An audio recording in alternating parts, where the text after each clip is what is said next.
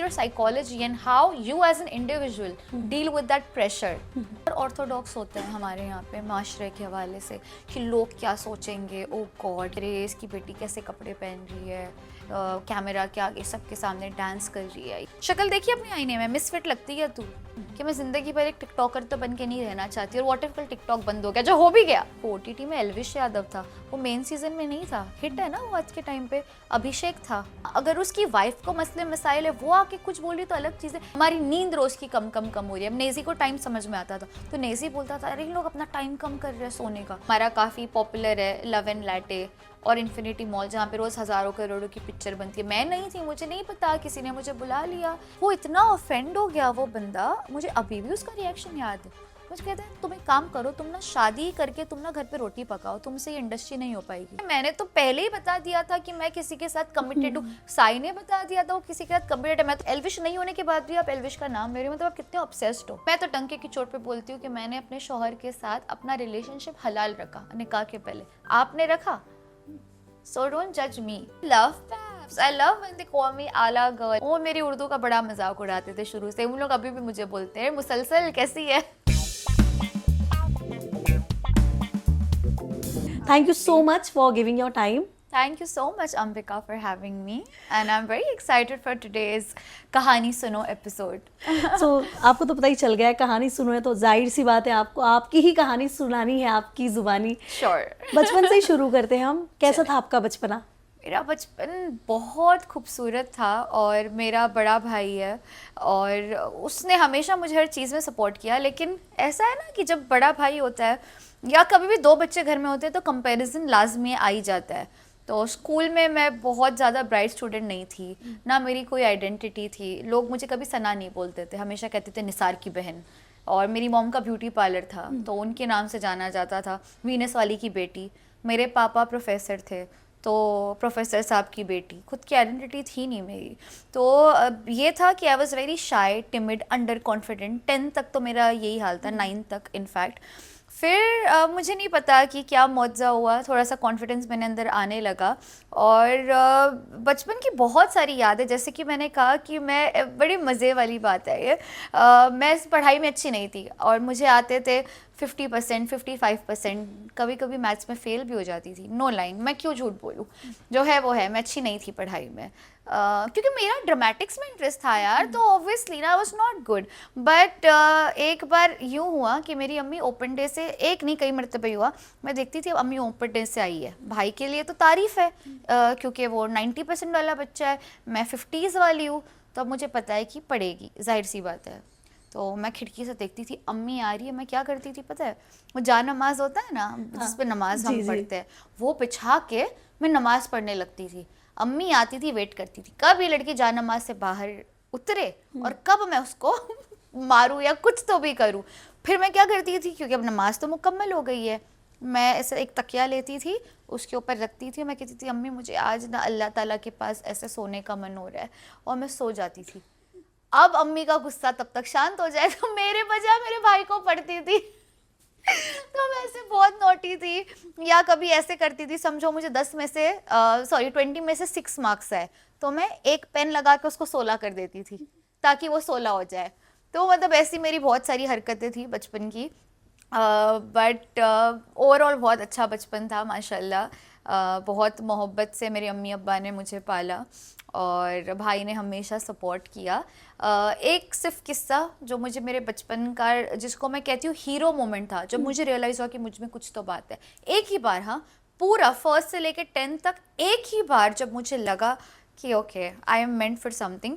क्योंकि हमारी school ICSE school थी, तो हमारी स्कूल में सिर्फ पढ़ाई पर तरजीह दी जाती थी। हमारी स्कूल में ड्रामेटिक्स, ड्रामा, जो मेरी दिलचस्पी थी वो कभी थी नहीं।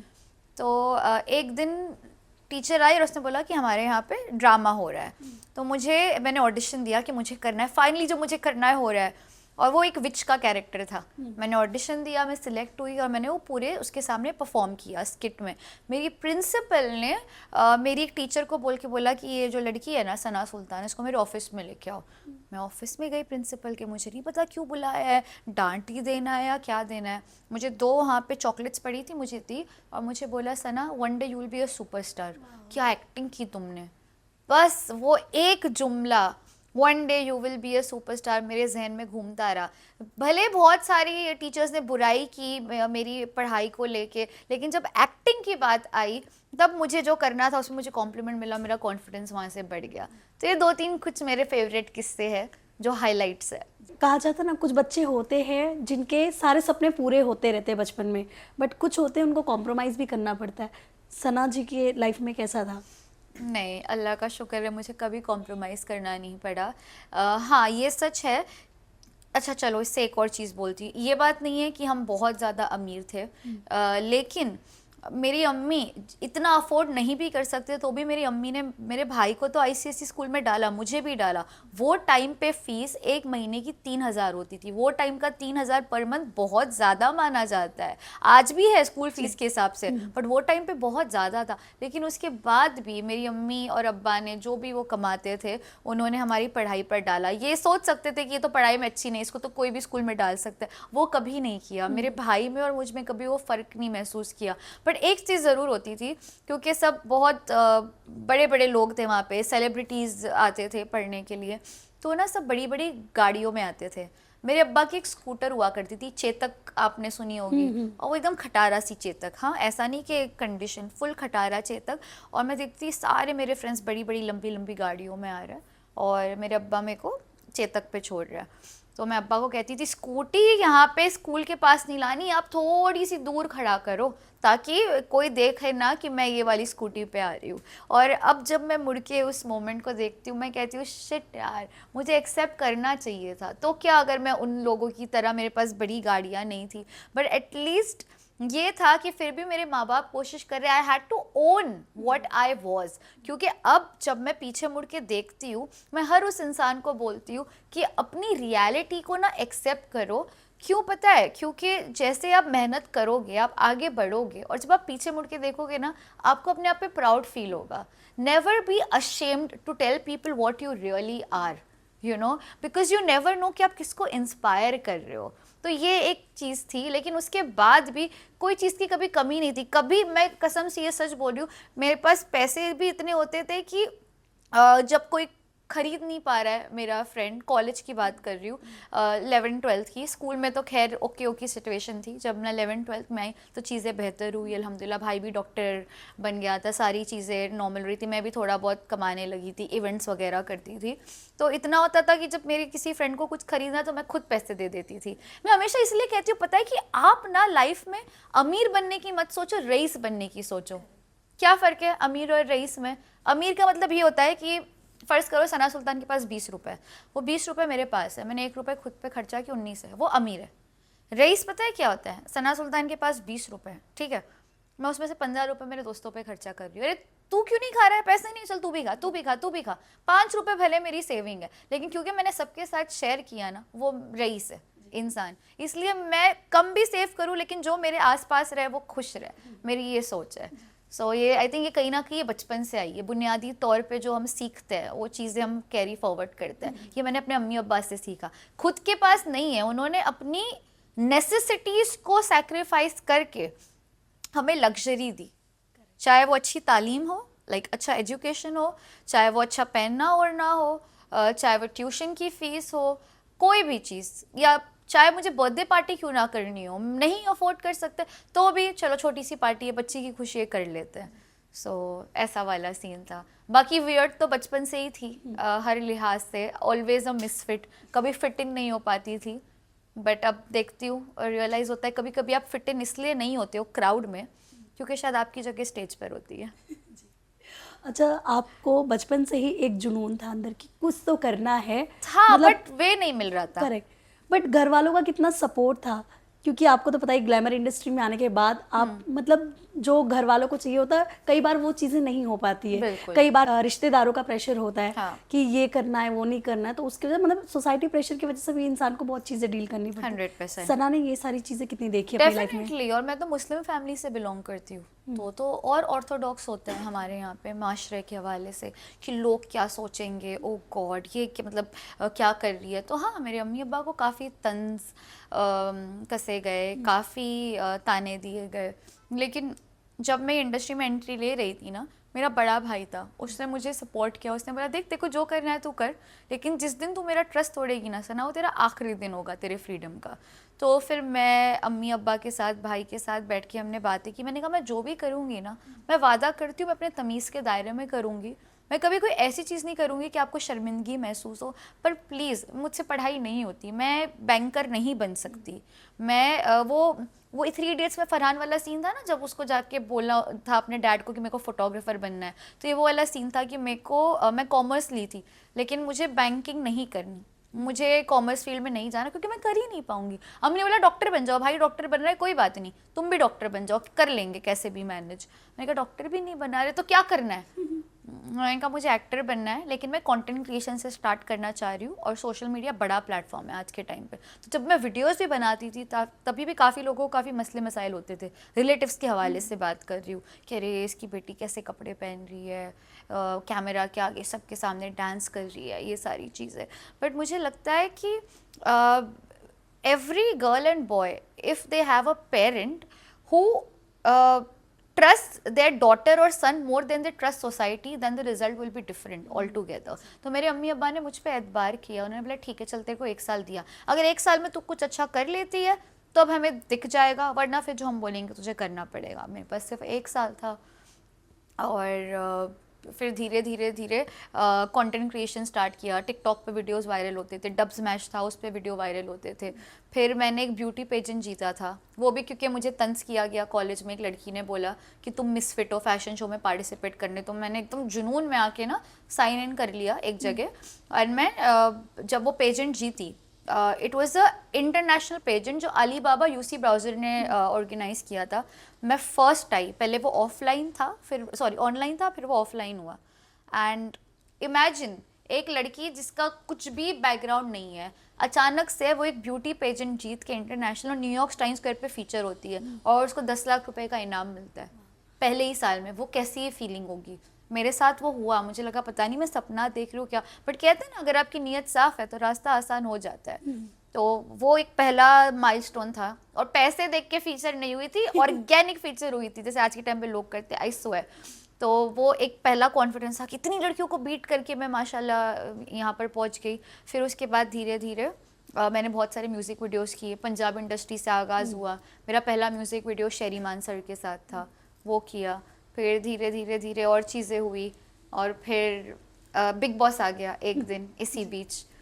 फिर बिग बॉस के बाद खुद का ब्रांड खोल लिया, आला गर्ल कॉस्मेटिक्स।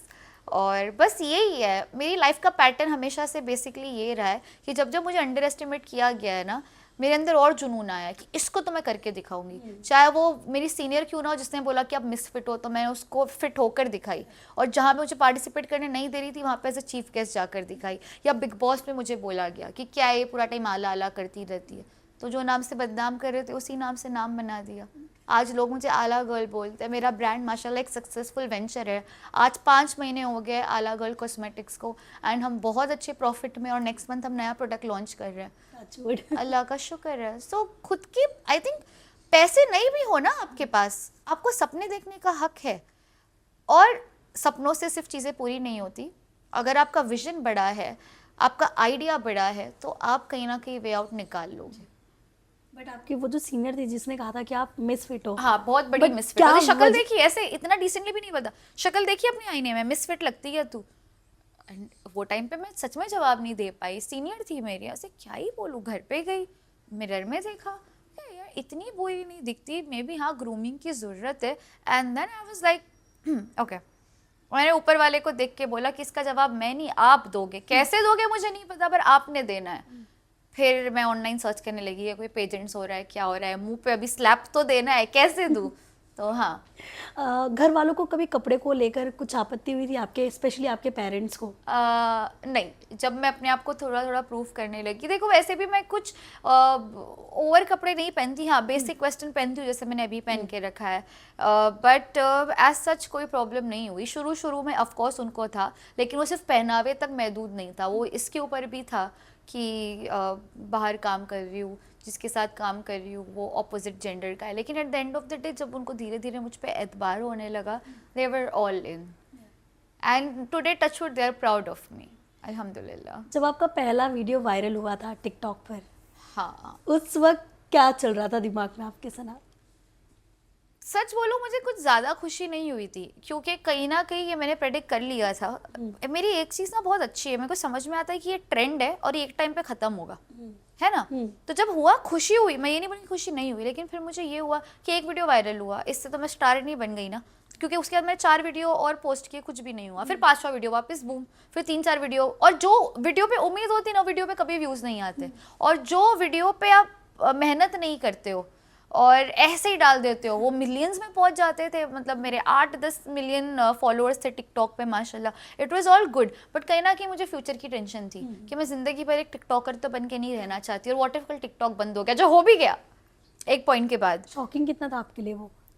थोड़ा सा था, लेकिन एज आई सेड कि जिनको लाइफ में कुछ अचीव करना होता है ना, उनके पास से उनका सब कुछ छीन भी लोगे ना, उनको पता है शुरू से कैसे शुरू करते हैं। और जब ये हुआ तो बट तब लकीली एक चीज़ हुई, टिकटॉक बंद हुआ ना, तभी बहुत सारे ऐप आए मार्केट में, मौज, जोश, ये सारे ऐप। तो मुझे 2-3 ब्रांड्स ने अप्रोच किया। इनफैक्ट मुझे इतना टिकटॉक से अर्निंग कही थी, ये ब्रांड्स मेरे को देने के लिए तैयार थे, ताकि मैं सिर्फ उनकी प्लेटफॉर्म में आके वीडियोस अपलोड करूँ। तो ऑनेस्टली मेरी कमाई तो बढ़ गई, बट वो जो पॉपुलैरिटी थी अनफॉर्चुनेटली उन प्लेटफॉर्म्स को उतनी नहीं मिल पाई जितनी टिकटॉक को मिली। बट एक और चीज़ अच्छी हुई, जो मेरे टिकटॉक के फैंस थे ना, वो मुझे फॉलो करते हुए इंस्टाग्राम पे आए, तो मेरे इंस्टाग्राम के फॉलोअर्स बढ़ गए और मेरा इंस्टाग्राम और स्ट्रॉन्ग हो गया। तो शॉकिंग तो था, but at the end of the day रास्ता बन गया। And when you connects the dot to the past, आपको रियलाइज़ होता है कि जो होता है अच्छे के लिए होता है। अफसोस नहीं करना चाहिए। अगर आप में हिम्मत है ना, आप में जज्बा है, आप में विजन है कुछ करने का, तो मैं कह रही हूँ ना, आपसे सब कुछ छीन भी लो, आप फिर से खड़े हो जाओगी। ये होती है बात। जिस तरह से सना आप पॉपुलर थे टिकटॉक पे, उस तरह से टीम 07 भी उतने ही पॉपुलर थे। हाँ, तो मुझसे पहले उठे थे। यस। हाँ। और जैसे कि आपने देखा होगा, हाल ही में एक इंटरव्यू भी हुआ था मिस्टर फैजू का, जहाँ पर उन्होंने मतलब ओपनली बताया कि जब टिकटॉक बंद हुआ था, उसके बाद वो लोग एकदम से ही ब्लैंक थे, उन्हें कुछ समझ में नहीं आ रहा था। बट क्या बताना चाहोगे आप, क्या आपके साथ भी वैसा सिचुएशन था, या कभी उनके साथ कांटेक्ट हुआ था, कुछ ऐसी बातें हुई थी आप लोगों की? सो एक्चुअली हाँ, तो आई विल टेल यू, जब टिकटॉक बैन हुआ उसके बाद ये इन लोग एक एजेंसी के साथ थे, माई क्यूकी करके, और ये लोग पहले से उनके साथ थे। तो जब ये जो है बैन हुआ ऐप, मैं भी वो एजेंसी के साथ जुड़ गई, और बहुत अच्छे लोग थे। आई थिंक उन्होंने काफ़ी हमारी हेल्प की, ये हमें समझाने में कि eight the end of the day creator कितना पावरफुल है वो मायने रखता है, प्लेटफॉर्म कितना पावरफुल है वो मायने नहीं रखता। अगर आपके पास टैलेंट है, आपका कंटेंट अच्छा है, तो आप किधर और भी डालोगे वो कंटेंट को, तो आप पॉपुलर होंगे। तो फिर वो जोश लेकर आए मार्केट में, जो ऐप था उनके थ्रू हमने जोश, और वो सारे जोश के ही थे क्रिएटर्स। ऑफकोर्स वो पर्टिकुलर टाइम पे थोड़ा सा था कि यार शिट, क्या होगा क्या नहीं होगा, लेकिन मुझे इतना ज़्यादा ऑनेस्टली अफसोस नहीं हुआ, क्योंकि मुझे ऊपर वाले की ज़ात पे बहुत एतबार है। जब भी उसने कोई चीज़ छीनी है ना, बदले में उसने उससे ज़्यादा ही दी है। और यकीन मानो, ये मैं बहुत दिल से बोल रही हूँ। तो जब टिकटॉक बैन हुआ, तब जोश ऐप मार्केट में आया, और जोश ऐप मार्केट में आया तो फिर पैसे बहुत आए हमारे पास, अपॉर्चुनिटीज़ ज़्यादा आई, और जोश ऐप ने ना हमारा कॉन्फिडेंस भी बूस्ट किया। वो हर हफ्ते कोई ना कोई इवेंट रखते थे, स्टेज इवेंट्स, ये वो सारी चीज़ें होती थी, तो कॉन्फिडेंस और बूस्ट होने लगा। तो मेरी आज सच कोई सैड स्टोरी नहीं है कि आज शिट क्यों बंद हुआ, थोड़े टाइम का अफसोस था, बट प्रॉब्लम के साथ नहीं रहना चाहिए। ठीक है, हो गया ना, अब मैं कुछ कर तो नहीं सकती, अब सोल्यूशन क्या है, अब मैं नेक्स्ट क्या करूँ। तो इट वेंट लाइक दैट। सो ये लाइन से हुआ, टिकटॉक बैन होना, फिर इंस्टाग्राम पे आना, इंस्टाग्राम और स्ट्रॉन्ग होना, फिर जोश जैसे प्लेटफॉर्म्स को हम लोगों को अप्रोच करना, फिर हम वो प्लेटफॉर्म्स पे आना, तो धीरे धीरे सारी चीज़ें बट बैठ गई। टीम 07 के साथ भी आपका बॉन्ड बहुत अच्छा है, जी। बट ये दोस्ती शुरू कब हुई थी? आई थिंक मैं पहली दफ़े इन सबसे प्रॉपरली सलाम दुआ होती थी जब हम इवेंट्स पे मिलते थे, लेकिन जब हम एक ही एजेंसी में थे, जैसे कि मैंने कहा, और जोश ने हम सबको साइन करके रखा था, जो भी टॉप क्रिएटर्स थे टिकटॉक के वो टाइम पे, तब हमारे इवेंट्स होते थे। जब हमारे इवेंट्स होते थे तो ऑब्वियसली इवेंट्स में हमें एक दूसरे के साथ एक्टिंग करनी पड़ती है, तब हमारा इंटरेक्शन होता था। तब मेरे सारे जो दोस्त थे, ये अदनान है, हसनैन है, फैज़ बलोच है, फैज़ू है, सद्दू है, तब ये सारे मेरे दोस्त बने धीरे धीरे। और उनके साथ कंटेंट बनाने बड़ा मज़ा आता था, बहुत ज़्यादा। ऐसा होता है ना, जब आप किसी के साथ कंटेंट बनाते हो तो आप उनसे कुछ सीखते हो, कुछ वो हमसे सीखते हैं। वो मेरी उर्दू का बड़ा मजाक उड़ाते थे शुरू से, उन लोग अभी भी मुझे बोलते हैं मुसलसल कैसी है तो उनको बड़ा पसंद है। उनकी भी मैंने स्ट्रगल स्टोरी सुनी कि कैसे वो कोई नॉर्मल सी शॉप पे काम करते थे और आज देखो। तो आई थिंक ये सब एग्जाम्पल्स है आपके सामने, यू नो, कि अब even if you are born poor it's okay, वो आपका एज दे से आपका हाथ में नहीं है, लेकिन आप अगर मर रहे हो पुअर तो वो आपके हाथ में है। तो वो आपके हाथ में कि आप किस तरीके से आगे लाइफ में बढ़ते हो, और आप क्लीन काम करके भी, नेक नियत रख के भी लाइफ में आगे बढ़ सकते हो, बट हिम्मत नहीं हारनी चाहिए। मैंने अक्सर नोटिस किया, जो लोग कंप्लेन करते हैं ना, वो हमेशा कंप्लेन वाली सिचुएशन में रहते हैं, और जो लोग ऊपर वाले का शुक्रिया अदा करते हैं ना, आप नोटिस करना वो हर हाल में खुश रहते हैं। सो या जब आप पहली बार मिली थी हाँ। फैजू से, अदनान से, हाँ। फैज मतलब सबसे जब आप मिली, सबसे मतलब पहला आपका दिमाग में आया क्या था? कौन मस्तीखोर था क्या, और उल्टा ही निकला कुछ? उल्टा नहीं, मैंने कहा मैं अच्छी जज ऑफ कैरेक्टर हूँ, तो मेरे को समझ में आ जाता है कि कौन कैसा है। तो जब मैं मिली फैजू से, सो फैजू का हमेशा से था कि ये मेहनती बंदा है, और उसमें हमेशा से एक जज्बा था, जुनून था चीज़ें सीखने का, and always he was humble, so he had a good vibe. Adnan इन सब में से कंपेरेटिवली मेरी उससे बॉन्डिंग ज़्यादा रही है, compare to all four. Adnan से बॉन्डिंग मेरी हमेशा से ज़्यादा और अच्छी रही है। अदनान से भी मुझे बहुत चीज़ें सीखने को मिली। इनफैक्ट वो एक ऐसा लड़का है जो अभी भी यू नो अपने घर को संभालता है, और उसने भी बहुत हम्बल बिगनिंग से स्टार्ट की थी, कितना छोटा सा घर था, और फिर आज देखो माशाल्लाह अपने पेरेंट्स को भी अच्छे से देखता है, अपनी वाइफ को भी देखता है। So proud of him. So Adnan के लिहाज से भी है, लेकिन वो टाइम पे नहीं लगा था देख के कि अच्छा ये इतने रिस्पॉन्सिबल होंगे, क्योंकि मस्ती खोर है ना, सबकी मस्ती अपनी अपनी। बट आई थिंक वक्त सबको सिखा देता है, और वक्त की नज़ाकत ही कुछ ऐसी होती है कि कब एक मस्तीखोर शख्स थोड़ा सा संजीदा इंसान बन जाए, क्योंकि लाइफ वैसे सिचुएशन से आपको गुजारती है। बट फिर भी इन सब में अभी भी वो बचपना है जैसे मुझ में है, और आई थिंक ये ब्यूटी है कि ठीक है लाइफ में मैच्योर होना पड़ता है वक्त के साथ साथ, पर बचपना नहीं खोना चाहिए। तो है संजीदगी सबकी लाइफ में, सब मसरूफ़ है, काम कर रहे हैं, अब अच्छे मुकाम पे, बट वो मस्ती अभी भी जब भी मुलाकात होती है वो है, डेफिनेटली है। जैसे कि आपने कहा कि अदनान आपके बहुत अच्छे दोस्त थे सना, अदनान की शादी के बाद से बहुत सारी कंट्रोवर्सीज हुई, जिसकी वजह से काफ़ी परेशान भी हुए, ऑनलाइन ट्रोलिंग भी हुई उनकी, काफ़ी मतलब अलग अलग थॉट्स आ रहे थे सबके, और कहीं ना कहीं उन्होंने खुद वीडियो में कहा था कि मतलब मुझे ऐसे लग रहा है कि मुझे मतलब वो सुसाइडल थॉट्स वगैरह जो उनको आ रहे थे, काफ़ी ज़्यादा परेशान थे वो उस वक्त। आप कहते हैं ना एक दोस्त की ज़रूरत बहुत होती है, कितना आपने दोस्ती निभाई थी उस वक्त? तो जैसे जब अदनान की शादी हुई उस वक्त पे मैं यहाँ पर नहीं थी, मैं एक्चुअली दुबई में थी। अगर आपने देखा मैं उसकी शादी भी अटेंड नहीं कर पाई थी, मेरा एक म्यूज़िक वीडियो का शूट था। लेकिन ऐसा नहीं कि मैं कहूँगी कि मैं अदनान से बहुत ज़्यादा राब्ते में रही हूँ, क्योंकि सबकी एक पॉइंट के बाद लाइफ में अपनी अपनी मसरूफियात हो जाती है। लेकिन जितना भी मैं रही उससे, एक उसकी ना अच्छी बात पता है क्या है, कि temporarily he can go down, लेकिन फिर उसके अंदर वो पावर है कि फिर से, कि अगर एक सेकंड वो भूल भी जाएगा वो कौन है, फिर वो वापस आएगा और वो दिखाएगा कि भाई कमबैक ज़्यादा स्ट्रॉन्ग होता है सेटबैक से। तो वो है अदनान। एंड जहाँ तक अदनान की कंट्रोवर्सीज़ की बात है, इस मुतालिक मैं एक ही चीज़ बोलना चाहूँगी कि लोगों की पर्सनल लाइफ पर्सनल है। अगर दो लोग ना आपस में खुश है तो किसी तीसरे का हक नहीं बनता कि वो पॉइंट आउट करे, चाहे कोई भी चीज़ हो। हाँ, अगर उसकी वाइफ को मसले मसाइल है, वो आके कुछ बोल रही तो अलग चीज़ है। यार उसकी वाइफ को वो खुश रख रहा है, पलकों पे बिठा के रख रहा है, उसके बच्चे की इतनी अच्छी से तरबियत कर रहा है, if he is a good family man, मुझे नहीं लगता है किसी तीसरे को उंगली उठा के बोलना चाहिए कि हाउ डेयर ही, क्योंकि ये घर की बात है और ये पर्सनल बात है। सो आई थिंक जब पर्सनल चीज़ों को पर्सनल रखे तो ज़्यादा बेहतर है। तो अभी भी जब अदनान से बात होती है, सलाम दुआ होती है, and I feel he is become a much more mature, more sensible, and more over with time a better human. So I am really proud of him. उनकी वाइफ के साथ कैसा बॉन्ड है आपका? मैं ऑनेस्टली उनसे 1 या 2 मरतबे ही मिली हूँ फ्रीक्वेंटली, क्योंकि मैं खुद अपनी लाइफ में मसरूफ़ हूँ, एंटरप्रेन्योर लाइफ। बट जितनी भी मुलाकात हुई आई थिंक वो बड़ी प्यारी है। I think she is very sweet, तभी तो ना out of all the norms they went and decided to get married, और बहुत प्यारी जोड़ी है।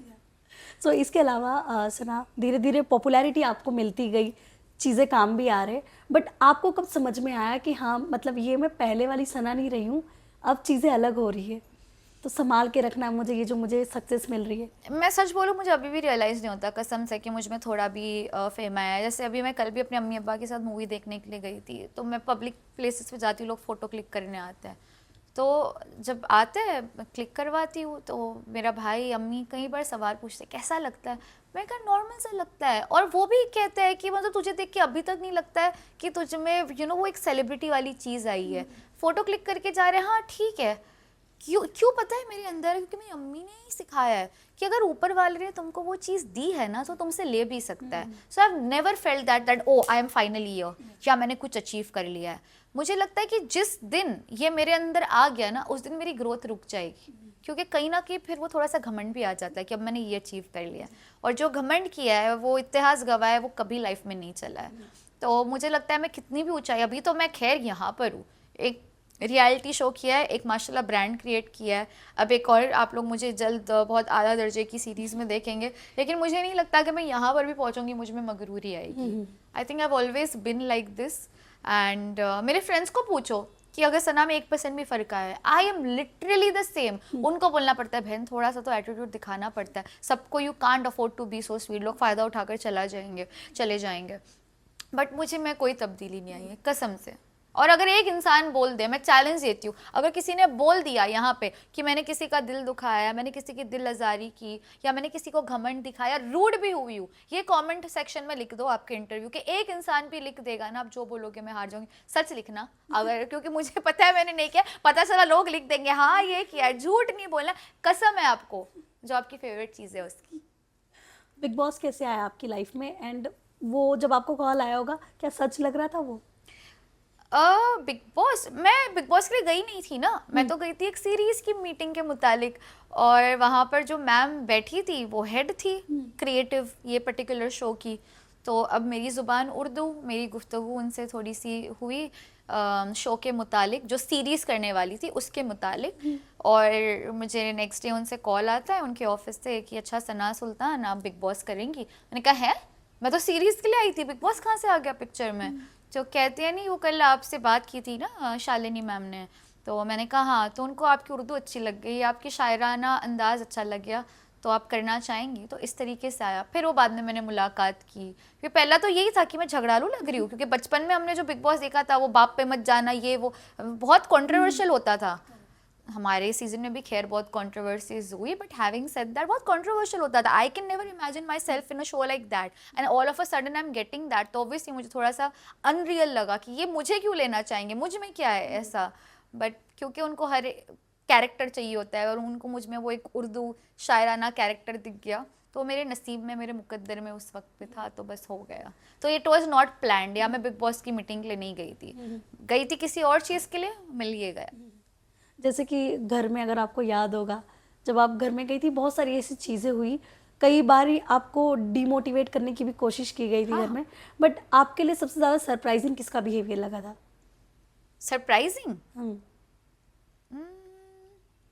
सरप्राइजिंग तो आई थिंक काफ़ी टाइम हो गया खैर अब इस बात को, तो मैं क्या ही बोलूँ, लेकिन ऑफ कोर्स ना जिसको मैं क्लोज फ्रेंड कंसिडर करती थी वहाँ पर एंड में वो मेरे अगेंस्ट हो गया था, तो वो चीज़ मुझे थोड़ी सी हर्ट होती थी, तो वो मेरे लिए सरप्राइजिंग था। लेकिन जब मैं बाहर आई, मैं उनसे मिली, तो चीज़ें ऑटोमेटिकली क्लियर हो गई। क्या होता है ना, वो घर में जब आप होते हो ना, बहुत लोगों की वाइब्स होती है और अलग अलग वाइब्स होती है, तो वो सिचुएशन ऐसी हो जाती है कि इंसान को खुद को नहीं पता चलता कि मैं क्या कर रहा हूँ या मैं क्या कर रही हूँ, इंसान पागल हो जाता है। आपने देखा है ना मेरे सीजन में तो क्या क्या हुआ है, थप्पड़ पड़ गया किसी को, किसको क्या हो गया, मतलब it was just the I think one of the most chaotic seasons जो हमारा सीजन था। But still having said that, मुझे लगता है कि आप जब भी कोई रियलिटी शो करने जा रहे हो ना, आप इस चीज़ के लिए साइन कर चुके हो, समझ जाओ कि ये सारी चीज़ें होंगी। तो सरप्राइजिंग भी काफ़ी चीज़ें थी, काफ़ी चीज़ें डीमोटिवेटिंग भी थी, क्योंकि इतने लोग आपको देख रहे हैं और आपको कोई इंसल्ट करके जा रहा है आपके मुंह पे, तो आपको तो हर्ट होगा कि आज तक कभी किसी ने ये किया नहीं, तो ये कैसे मुझे इंसल्ट कर रहा है या मुझे बॉडी शेम कर रहा है 10 लोगों के सामने, इसका मतलब हक ही नहीं है कि ये करे। लेकिन फिर ऑफ कोर्स बिग बॉस ने मुझे सिखाया ये भी कि अपने लिए स्टैंड लेना सीखो। तो जब मैं शो से बाहर भी आ रही थी, मैं अपने लिए स्टैंड ली और फिर मैं बाहर आई। तो हाँ, but I think overall Bigg Boss has been greatest milestones of my life. आज मैं जो भी हूँ या जो आला गर्ल का खिताब मिला है, it is only and only because of big boss and Anil Kapoor sir. जैसे ये थप्पड़ वाला कांड काफ़ी बड़ा बना दिया गया था, हर जगह इसके बारे में ही बातें हो रही थी, बट घर का ऐसे कहा जाता है ना, हर कोई अलग अलग वाइब बताता है, मतलब लोगों की तो वाइब होती है, बट बिग बॉस के घर की वाइब कैसी होती, मुझे तो पहले आपसे वो जानना है। बिग बॉस की घर की वाइब ऐसा सेट मिक्स्ड होती है। देखो, जब हम नॉर्मल रोज़मर्रा की ज़िंदगी में फ़र्ज़ करो मेरे को थोड़ा लो फील हो रहा है, तो मैं बाहर जाके ना थोड़ा सा अपने आप को डाइवर्ट कर सकती हूँ, मैं फ्रेश होके वापस आ सकती हूँ। बिग बॉस में आप वही शक्लें देख रहे हो, उन्हीं लोगों के बीच में हो। आपका खाना रोक दिया जा रहा है, हमें मोरिंगा सूप पे जिंदा रखा, हमारी नींद रोज़ की कम कम हो रही है। अब नेजी को टाइम समझ में आता था, तो नेजी बोलता था, अरे लोग अपना टाइम कम कर रहे हैं सोने का, तो लोग टाइम कम करते थे। पहले हमें 8 घंटे की नींद मिलती थी, फिर 7 घंटे की, फिर 6 घंटे की, तो हमारी नींद कम, खाना हमको दिया नहीं जा रहा है, टास्क में हमको हमारे दुश्मन के सामने खड़ा रख रहे हैं। प्लस हमारे जाने से पहले जो इंटरव्यूज़ होते हैं उनको पता है हमारी वीकनेस क्या है, हमारी स्ट्रेंथ क्या है, तो उससे खेलता है और लिहाजा झगड़ा होना है। तो कई मरतबे लोग पूछते, सबसे पहला सवाल यही पूछते हैं जो कॉमन होता है कि क्या बिग बॉस स्क्रिप्टेड होता है। तो मेरा पहला चीज़ होता है, नहीं, बिग बॉस स्क्रिप्टेड नहीं होता। वो सिचुएशंस ऐसी क्रिएट करते हैं, आपको भूखा रखता है, आपकी नींद कम करता है, आपको टास्क में आपके दुश्मन के सामने खड़ा रखता है। नहीं चाहते हो भी अच्छा खासा इंसान भी झगड़ा कर लेगा। तो the fights are always very real. वो ऐसा नहीं कि मेकर्स हमें बोलता है करो, बट वो सिचुएशन ऐसी क्रिएट करता है कि टेंशन बढ़ जाता है।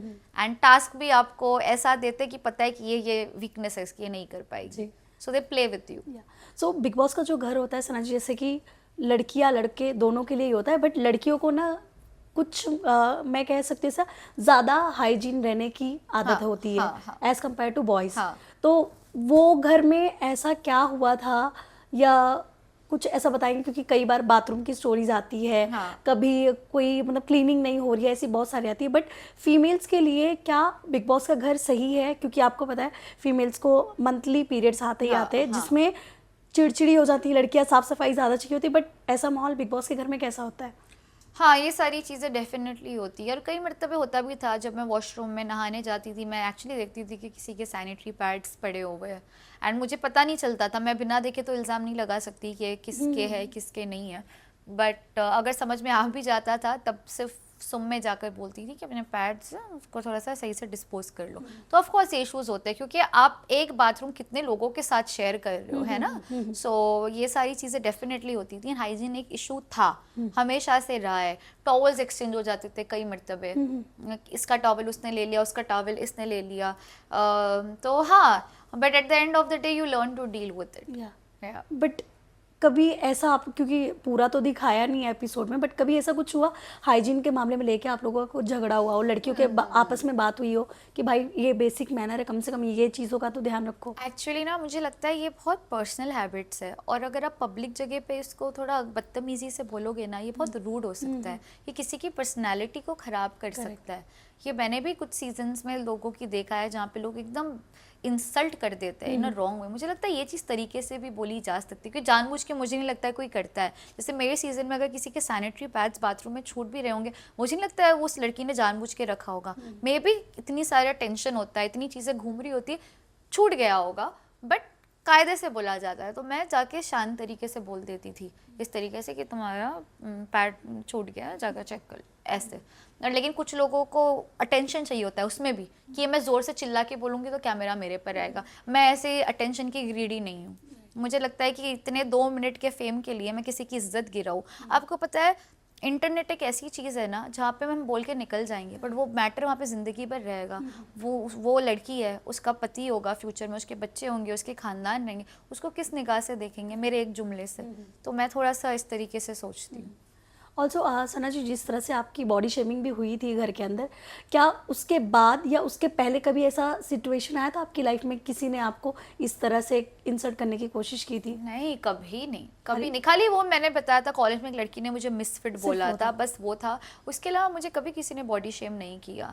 और जैसे कि मैं हमेशा कहती हूँ, बॉडी शेम कहाँ से आता है? ये कहीं ना कहीं किस्सा हमारी बुक्स में है। हमारी बुक्स में अगर आप देखोगे कि लड़की अगर हेल्दी है और थोड़ी सी डार्क है या उसके फेस पर पिंपल्स है या कुछ है तो वहाँ पे उन लोग लिख देंगे अगली, या उसके बाल एकदम छोटे हैं तो वो अगली हो गई।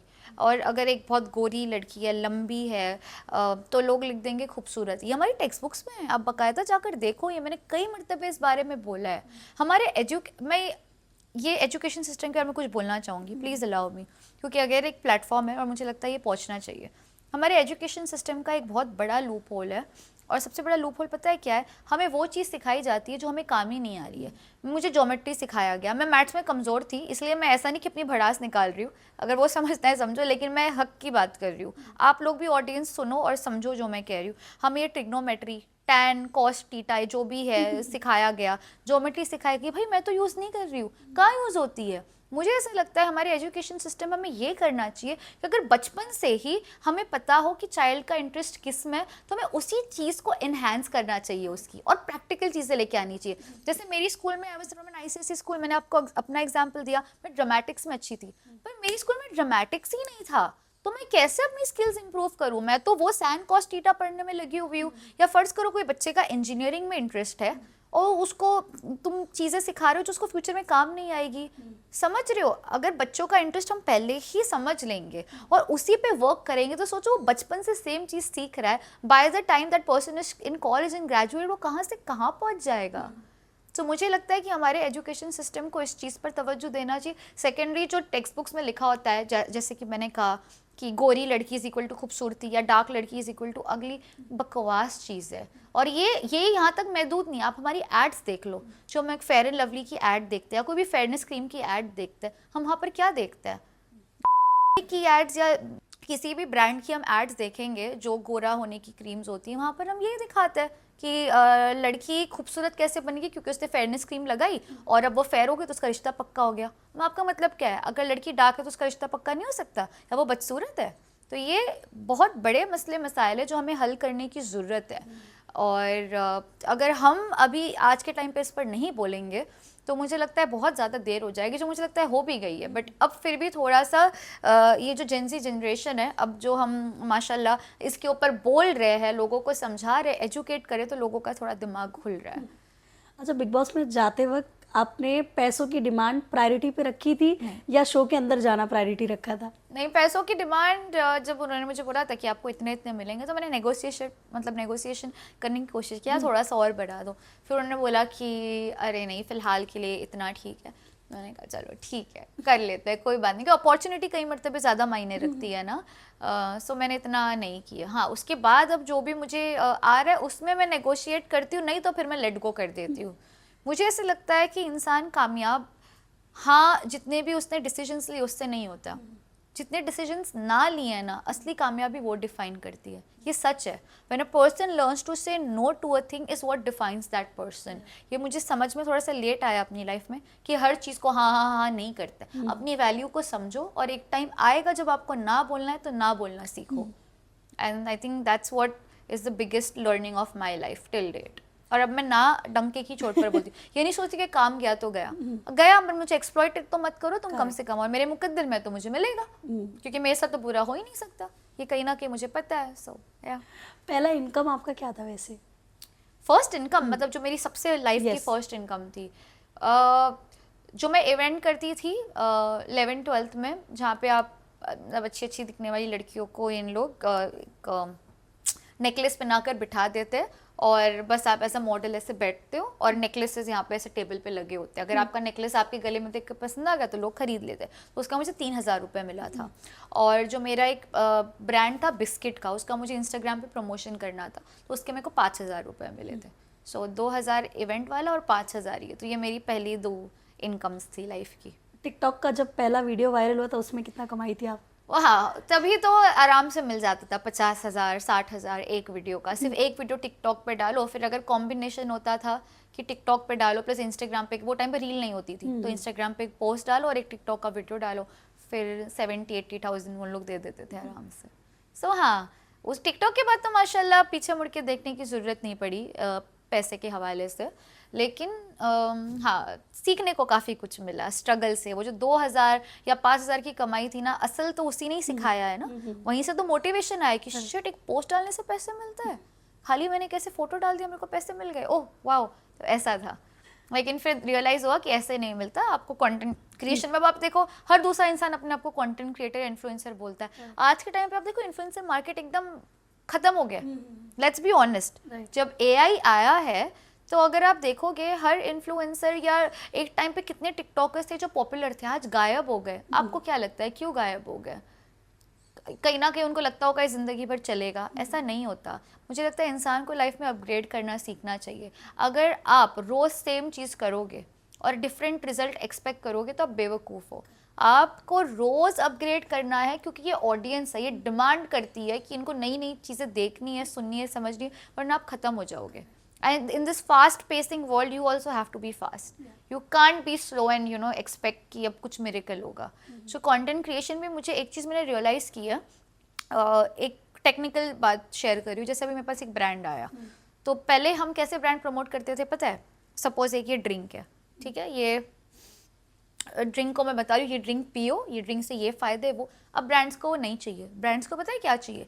आप बैठी हो, मैं बैठी हूँ, मैं ड्रिंक कैजुअली पी रही हूँ और मैंने ऐसी कोई भी नॉर्मल गाने पे रील डाल दी। अब लोगों को समझ में नहीं आएगा कि ब्रांड ने मुझे ये पीने के लिए पैसे दिए, लेकिन उनको लग रहा है सना तो नॉर्मली फ्रेंड से बात कर रही है, बट ये कंटेंट प्रमोशन हो गया ना, इनबिल्ट ब्रांडिंग। अब ब्रांड्स को ये चाहिए। ये ट्रेडिशनल है, जब टिकटॉक का टाइम था तब हे लवली इज सना सुल्तान, मैं ये पीती हूँ और इसके वजह से मेरा ये हो गया है, वो नहीं चाहिए। अब ब्रांड्स को चाहिए कि रॉ, ऑर्गेनिक और नेचुरल दिखाओ। हाँ, मतलब आप पियो और कैजुअली बात करो और उसके बारे में बात भी मत करो, वो लोग देख कर ही लोगों के दिमाग में हो कि वो सना सुल्तान ये पी रही, ऐसा। सो अब कितनी चीज़ें चेंजेस हो गई है फ्रॉम कंटेंट क्रिएशन। लोगों को रॉ चीज़ें पसंद है सुनना, लोगों को स्टोरीज सुनना पसंद है। मी एज एन एंटरप्रेन्योर मेरी स्ट्रगल सुनना पसंद है, जो भी मैं डालती हूँ अपने पेज पर। मुझे समझ में आता है व्यूज़ देख के, इनसाइट्स देख कर, एंगेजमेंट देख के, कि लोग आज के टाइम पे रॉ कंटेंट से ज़्यादा कनेक्ट करें कंपेयर टू वो कंटेंट जो एक टाइम पे बहुत सुपरफिशियल लगता था, which is good in a way. People like the real self. मतलब अगर आप बता भी रहे हो कि आप सैड क्यों हो, तो लोग वो सुनेंगे। मुझे ये जनरेशन बहुत पसंद आ रही है पर्सनली। सो या आई थिंक ये चेंजेस आए, बट इट्स फॉर बेटर। सना, बिना गॉडफादर की इंडस्ट्री में आपने पैर रखा था, कभी आपको ना चाहते हुए भी कास्टिंग काउच का एक्सपीरियंस हुआ है कि मतलब इनडायरेक्टली आपको कॉल आया हो, मीटिंग के लिए बुलाया गया हो, कुछ भी? हाँ, मीटिंग के लिए बुलाया गया। So it was not casting couch but somewhat similar. एक तो यहाँ पे हमारा काफ़ी पॉपुलर है लव एंड लैटे और इन्फिनिटी मॉल, जहाँ पे रोज़ हज़ारों करोड़ों की पिक्चर बनती है। मैं नहीं थी, मुझे नहीं पता, किसी ने मुझे बुला लिया। तो मैं गई उनके पास कैफ़े में मिलने के लिए। उन्होंने कहा हमारा म्यूज़िक वीडियो शूट है, इनफैक्ट कल ही है, आपका लुक भी ठीक ठाक है, तो हम इसको फाइनल कर सकते। तो मैं खुश हो गई क्योंकि वो टाइम पर मैं बस एक नॉर्मल टिकटॉकर ही थी। तो मैंने कहा चलो बढ़िया है। तो मैंने कहा सर क्या है, थोड़ा सा जिस्ट दो ना। तो इस लाइक हाँ ये है कि 2 पीस है, बिकनी पहनना है, 2-3 किसिंग सीन्स है। और फिर I was like okay sorry wait, मैं ना एक्चुअली सर थोड़ा सा मेरा स्टार्ट है, तो मैं इस टाइप के काम नहीं करती हूँ, डोंट माइंड। नेक्स्ट टाइम आपके पास कुछ अच्छा रहेगा तो आप मुझे बता देना, जहाँ पे बोल्ड चीज़ें ना हो, क्योंकि मैं ऑब्वियसली बहुत नई थी and obviously I am someone who is very choosy. Even at that point काम नहीं भी है तो चलेगा, बट जो करना है वो मैं कॉन्फिडेंटली करना चाहूँगी, नहीं तो फिर नहीं, ऐसा है मेरा। तो मैंने मना कर दिया। वो इतना ऑफेंड हो गया वो बंदा, मुझे अभी भी उसका रिएक्शन याद है। मुझे कहते हैं तुम एक काम करो, तुम ना शादी करके तुम ना घर पे रोटी पकाओ, तुमसे ये इंडस्ट्री नहीं हो पाएगी। Excuse me, what do you mean? मुझे गुस्सा आया। मैंने कहा आप क्या कहना चाह रहे हो सर? वो कहता है कि हाँ मतलब ये सारी चीज़ों के लिए आपको ओपन होना पड़ेगा, अगर आप हर चीज़ में ना करोगी तो फिर आप घर पे बैठ जाओ, आप कहीं भी नहीं पहुँच पाओगी, आपको एक म्यूज़िक वीडियो भी नहीं मिलेगा, मैं यहीं पे बैठा हूँ। मैंने कहा अच्छा ठीक है। अगेन मेरी एक आदत है, जो मेरे साथ बुरा होता है तो मैं कहती हूँ ऊपर वाले आप जवाब देंगे, मैं तो नहीं दूंगी। कट्टू उसके 1 या 2 हफ्ते बाद मुझे मेरा पहला गाना शेरी मान सर के साथ मिला। इमेजिन, शेरी मान sir, he is legend of Punjab industry. वो टाइम पे रमज़ान का टाइम था और मैं ना मुस्लिम्स वाले बहुत वो डालती थी, हिजाब वाले, क्योंकि वो थोड़ा रमज़ान में हम डिसेंट कपड़े वाले पिक्चर्स डालते हैं। सो वो मेरी फीड पे बहुत था। तो वो शेरीमान सर ने देखा और बोला यही कुड़ी चाहिए मेरे को मेरे गाने के लिए। मेरा पहला म्यूज़िक वीडियो था। उसके बाद मैंने उसी साल 33 म्यूज़िक वीडियोज़ किए, जिसके लिए मेरा एक अवार्ड है, APJ अब्दुल कलाम भारत पुरस्कार, एज ओनली आर्टिस्ट जिसने एक साल में 33 म्यूज़िक वीडियोज़ किए। तो उसके बाद में मुझे उसका वापस कॉल आया। उसके बाद मैंने कुछ 7-8 गाने किए। या सना जी आपके साथ एक गाना करना है, वही बंदे का। मैंने कहा ऐसा है सर, मेरे पास डेट्स नहीं है ना टाइम है, ओके बाय। कर्मा पूरा हो गया और मज़ा आया। यस, मैंने कहा ना, ये मेरा मोटिवेशन है। जब कोई कहता है कि तू नहीं कर सकती, इसलिए जब कोई मुझे बुरा बोलता है ना, मुझे बुरा नहीं लगता, मुझे लगता है बोलो, तुम बुरा बोलोगे तो मेरे साथ और अच्छा होगा। सो ये मेरा माइंडसेट हो चुका है। तो ऐसे सिचुएशंस हुए हैं जब लोग हमारी इंडस्ट्री में जल्दी ऑफेंड हो जाते हैं कि इसने मुझे मना कैसे किया, एंड या आई मीन ये एक सिचुएशन डेफिनेटली थी। तो अगर सना जी, अब अगर आपको कुछ ऐसी अपॉर्चुनिटी आती म्यूज़िक वीडियो की, अब अगर आपसे डिमांड किया जाता है 2 पीस पहनने का या बोल्ड सीन्स देने का, तो क्या आप करेंगी?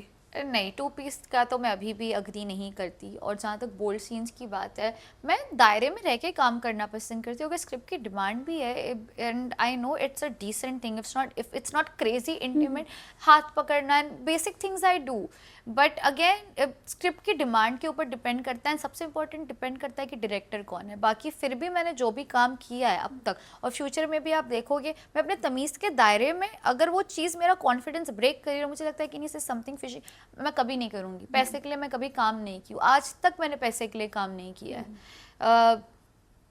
हाँ, शायद 1-2 बार किया भी है, टू बी वेरी ऑनेस्ट। एक दो म्यूजिक वीडियो मैंने पैसे के लिए भी की है, क्योंकि सिंगर इतना नोन नहीं था। मुझे अचानक याद आया, सिंगर इतना नोन नहीं था, लेकिन बजट काफ़ी अच्छा था, एक ही दिन का शो था, मैंने कहा कर लेते, किया है, लेकिन कुछ ऐसा इनडिसेंट काम नहीं किया है। सो हाँ, it depends on what the situation is. Script is, मैं ये नहीं कहती कि मैं ज़िंदगी में कभी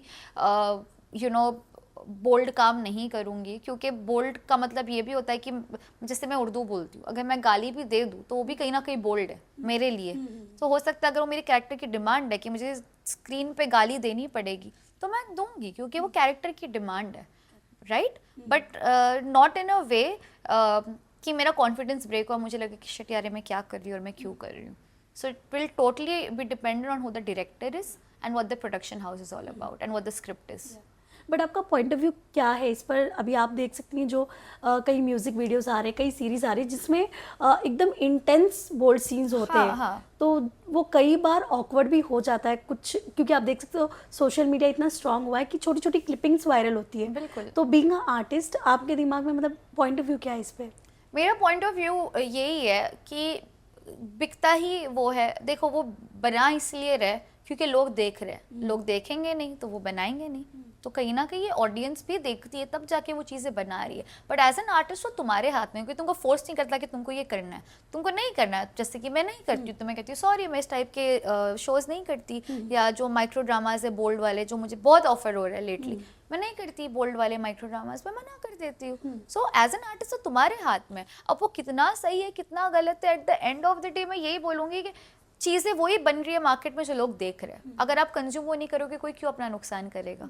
सो पूरी तरह सिर्फ मेकर्स को पॉइंट करना भी गलत है। कहीं ना कहीं फिर ऑडियंस भी एट फॉल्ट है, क्योंकि वो डेटा वो कंज्यूम कर रहे हैं, उनको उनके कमाने से मतलब है, वो कमा रहे हैं तो वो बना रहे हैं।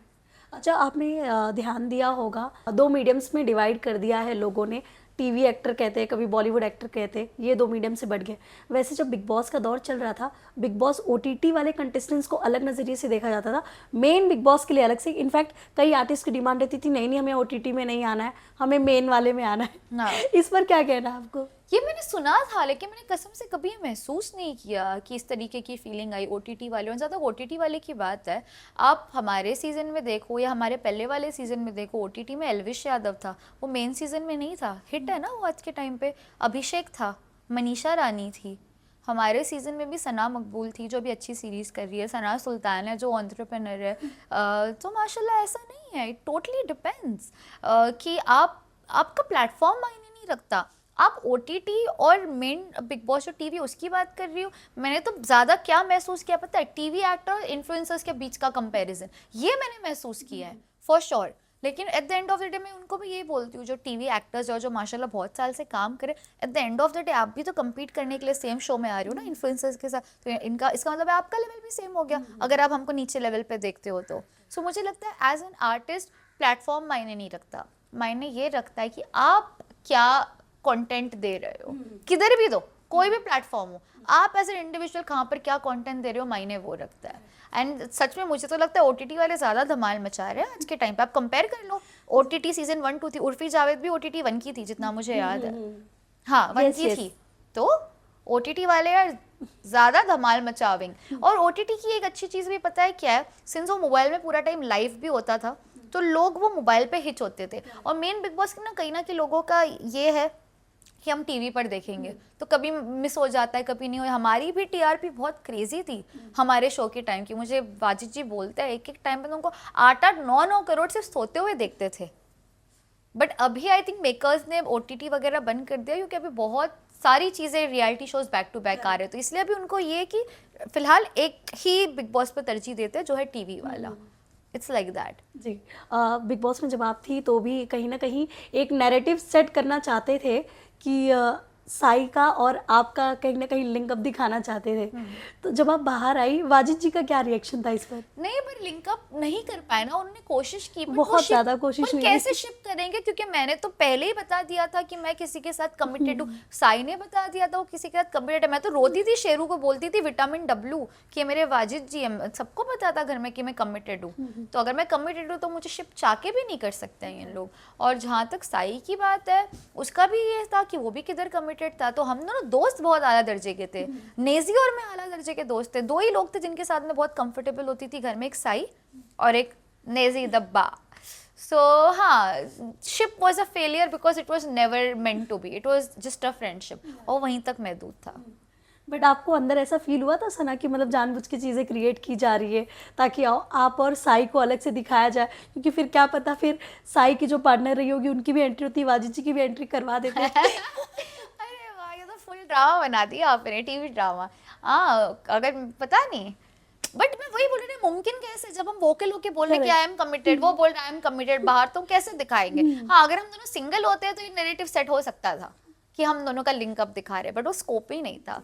मैं वो शेरू के नाम, मतलब वाजिद जी का जो परफ्यूम है मैंने उसके ऊपर स्प्रे किया था शेरू पे, तो मैं रोज रात में उसको लेके सोती थी, कडल करके सोती, इसलिए शेरू मेरे लिए इतना करीब था। मेरी तो ऑलरेडी लाइफ मतलब चल रही थी लव स्टोरी बाहर, मैं अंदर क्यों बनाऊं? तो ये जो इन्फ्लुएंसर वाली बात है कि आपने कि इन्फ्लुएंसर्स ही आजकल धमाल मचा रहे हाँ, हैं। क्या? द 50 में आपने देखा होगा एक एपिसोड आया था जहां पर ये कहा जा रहा था कि इन्फ्लुएंसर्स जो है वो मार्केट खराब कर दिए। इस पर सना का क्या कहना है? मार्केट खराब कर रहे हैं, मार्केट रूल कर रहे हैं। एक्सक्यूज मी, मार्केट रूल कर रहे हैं इन्फ्लुएंसर्स आज के टाइम पे। पता है क्यों? क्योंकि एक नॉर्मल इंसान को ना क्रेडिबिलिटी बहुत मायने रखती है।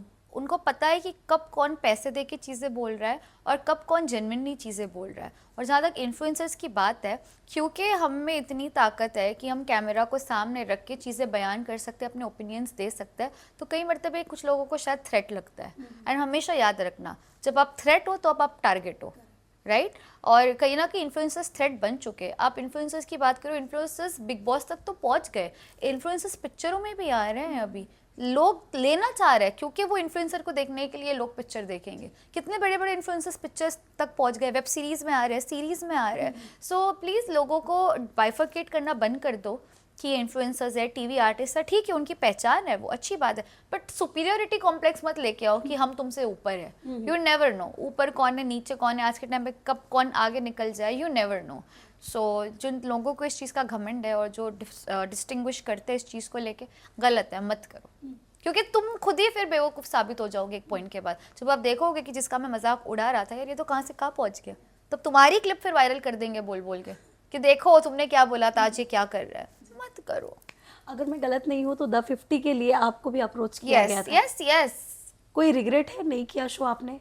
नहीं है, सच में नहीं है, क्योंकि मुझे पता था कि 50 लोगों में दिखने के लिए आपको या तो किसी के साथ लिंकअप करना पड़ेगा या तो आपको चिल्लाना पड़ेगा, झगड़ा करना पड़ेगा बेफालतू का। सना सुल्तान इज़ नॉट दैट। 2 मिनट के फेम के लिए मैं ये नहीं कर सकती, और मुझे सच में लगता है मैंने बहुत अच्छा डिसीजन लिया। And it was not a hit show, let's be very honest. I was someone who's always followed my gut feeling and I knew it. Very honestly, 50 लोगों में तुम किस किस को दिखाओगे यार? तुम मुझे बताओ ना लॉजिकली। एक 30 मिनट के एपिसोड में आप किस किस पे कैमरा दोगे? उस पर ही दोगे जो लड़ रहा है, जो मुद्दे क्रिएट कर रहा है। वो मुझसे तवक्कुल तो रख ही नहीं सकते मेकर्स। फिर भी उनको पता नहीं लगा होगा कि वही उर्दू शायरी कुछ मेरा अलग है, उस वजह से शायद मुझे ऑफर आ जाता है। बट हाँ, आई am very happy I did not do it. आपको क्या लगता है 50 लोगों में से सबसे ज्यादा उभर कर कौन दिखा है शो में? मुझे तो अर्चना लगी। मुझे लगता है अर्चना एंटरटेन भी की, फिर उसने फैजू के साथ जो फन वाला एक लिंक अप करा, so I think Archana really killed it. उसके अलावा मुझे लगता है उल्टा बहुत लोग नेगेटिव में गए। और जो इंसान शो में नहीं है, एल्विश यादव, आप उसकी मुसलसल बात कर रहे हो। कितनी मरतबे एल्विश का मैंने जिक्र सुना उस शो के अंदर, मैंने 2 एपिसोड देखे स्टार्ट के, उसमें सिर्फ एल्विश नहीं होने के बाद भी आप एल्विश का नाम ले रहे हो, मतलब आप कितने ऑब्सेस्ड हो। तो इसीलिए मुझे लगा कि ख़त्म है जो भी है ये शो, ये मुश्किल है ये चलने वाला है। आप जो शो में नहीं है उसका घड़ी घड़ी जिक्र करो, इसका मतलब क्या है? आपको उसके नाम से टीआरपी चाहिए खुद की, है ना? इसका मतलब तो यही है। So I am glad I did not do that show. Lock Upp भी आ रहा है, Yes. उसके लिए कुछ बातें चल रही है? चल रही है, हाँ। मुझे मीटिंग के लिए कॉल आया, लेकिन अब आप मुझे बहुत जल्दी बूस्टर प्रोजेक्ट में देखोगे तो मेरा जून और जुलाई मिड हाफ कमिटेड है। Unfortunately I can not do it, but मैं ये नहीं बोलूँगी कि आप मुझे रियलिटी शो में नहीं देखोगे। हो सकता है कि आप एक मुझे दूसरे रियलिटी शो में देखो, क्योंकि तब तक मेरा वर्क कमिटमेंट खत्म हो जाएगा, जो जुलाई मिड हाफ के बाद आ रहा है, तो उसके लिए भी मेरी बात चल रही है। खतरों के लिए आया था कुछ भी?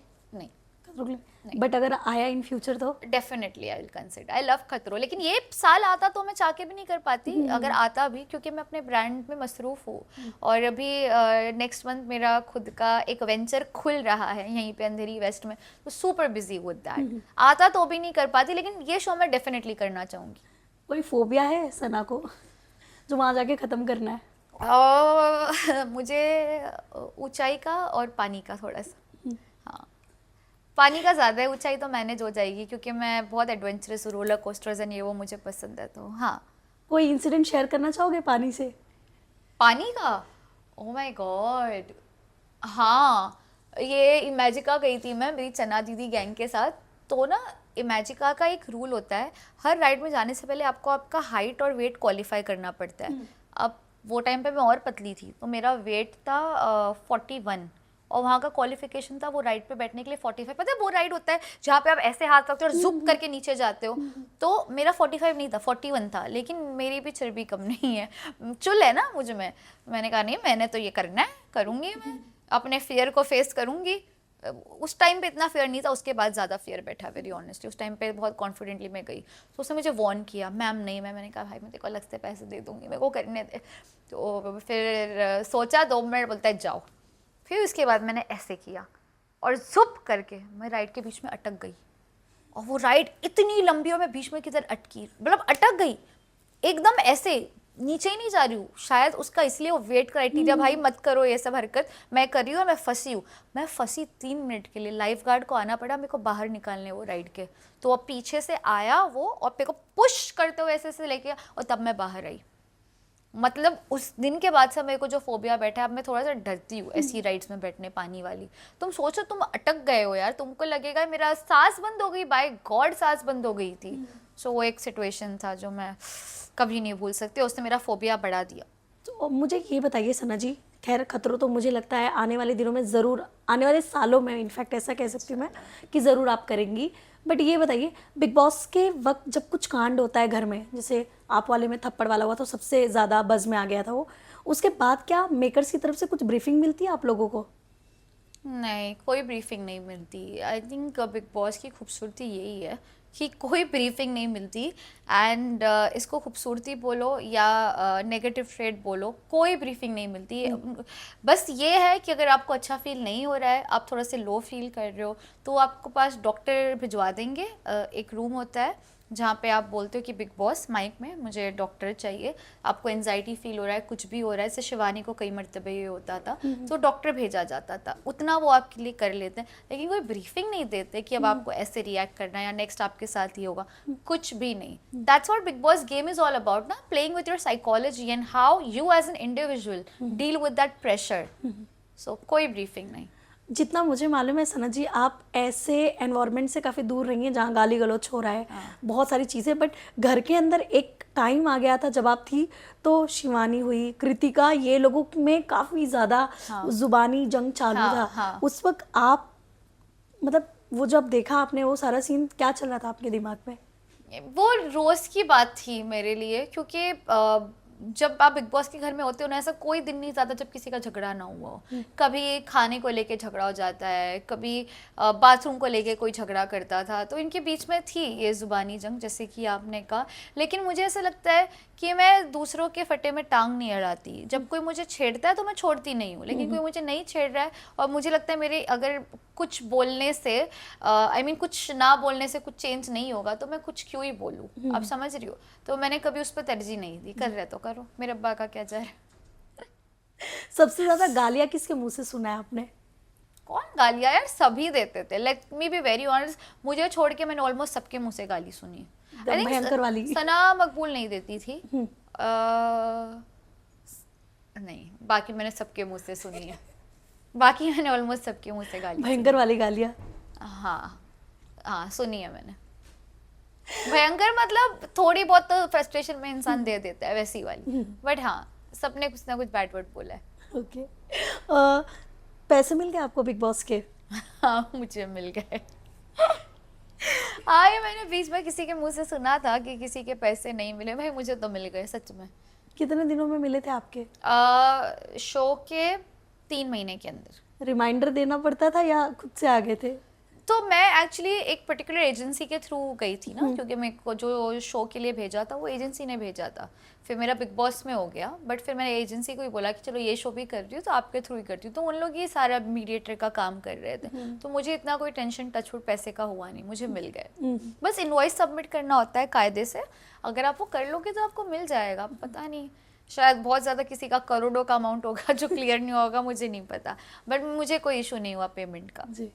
ऑल्सो जब आप बिग बॉस से बाहर आई, एक अलग ही आपने कह सकते हैं मैं सक्सेस हासिल कर लिया था आपने। हाँ, तो डेफिनेटली। क्या कभी जब शादी का भी जो डिसीजन लिया आपने, वो भी बहुत बड़ा सरप्राइज था सबके लिए, बट हाँ। क्या शादी का जो डिसीजन था वो कितना टाइम लगा था आपको सोचने में? क्योंकि आपके आगे बहुत सारे काम भी थे, तो लग रहा था कि मतलब मैं कुछ जल्दीबाजी करूँ, ऐसा कुछ था? नहीं, ये मेरा ही डिसीजन था, इन्होंने मुझे नहीं बोला। मैं बिग बॉस से आई, और क्योंकि जैसे कि मैंने कई मर्तबे कहा है कि आपको इंसान की प्रेजेंस से ज़्यादा उसकी एब्सेंस से समझ में आता है कि आप किसी से कितनी मोहब्बत करते हो। अब मैं 47 डेज बिग बॉस के घर में थी और मैंने वाजिद जी को बहुत मिस किया। तो जब मैं बाहर आई मुझे लगा कि यार मुझे निकाह करना है वाजिद जी आपसे, अब मुझे लगता है कि मुझे कर लेना चाहिए। मुझे बहुत लोगों ने मना किया कि अब तो तुम्हारा करियर का आगाज़ हुआ है, अब तो तुमको फाइनली फेम मिला है, इतनी जल्दबाजी क्यों करी, ये वर्ड यूज़ किया गया, इंडस्ट्री दोस्तों ने बोला।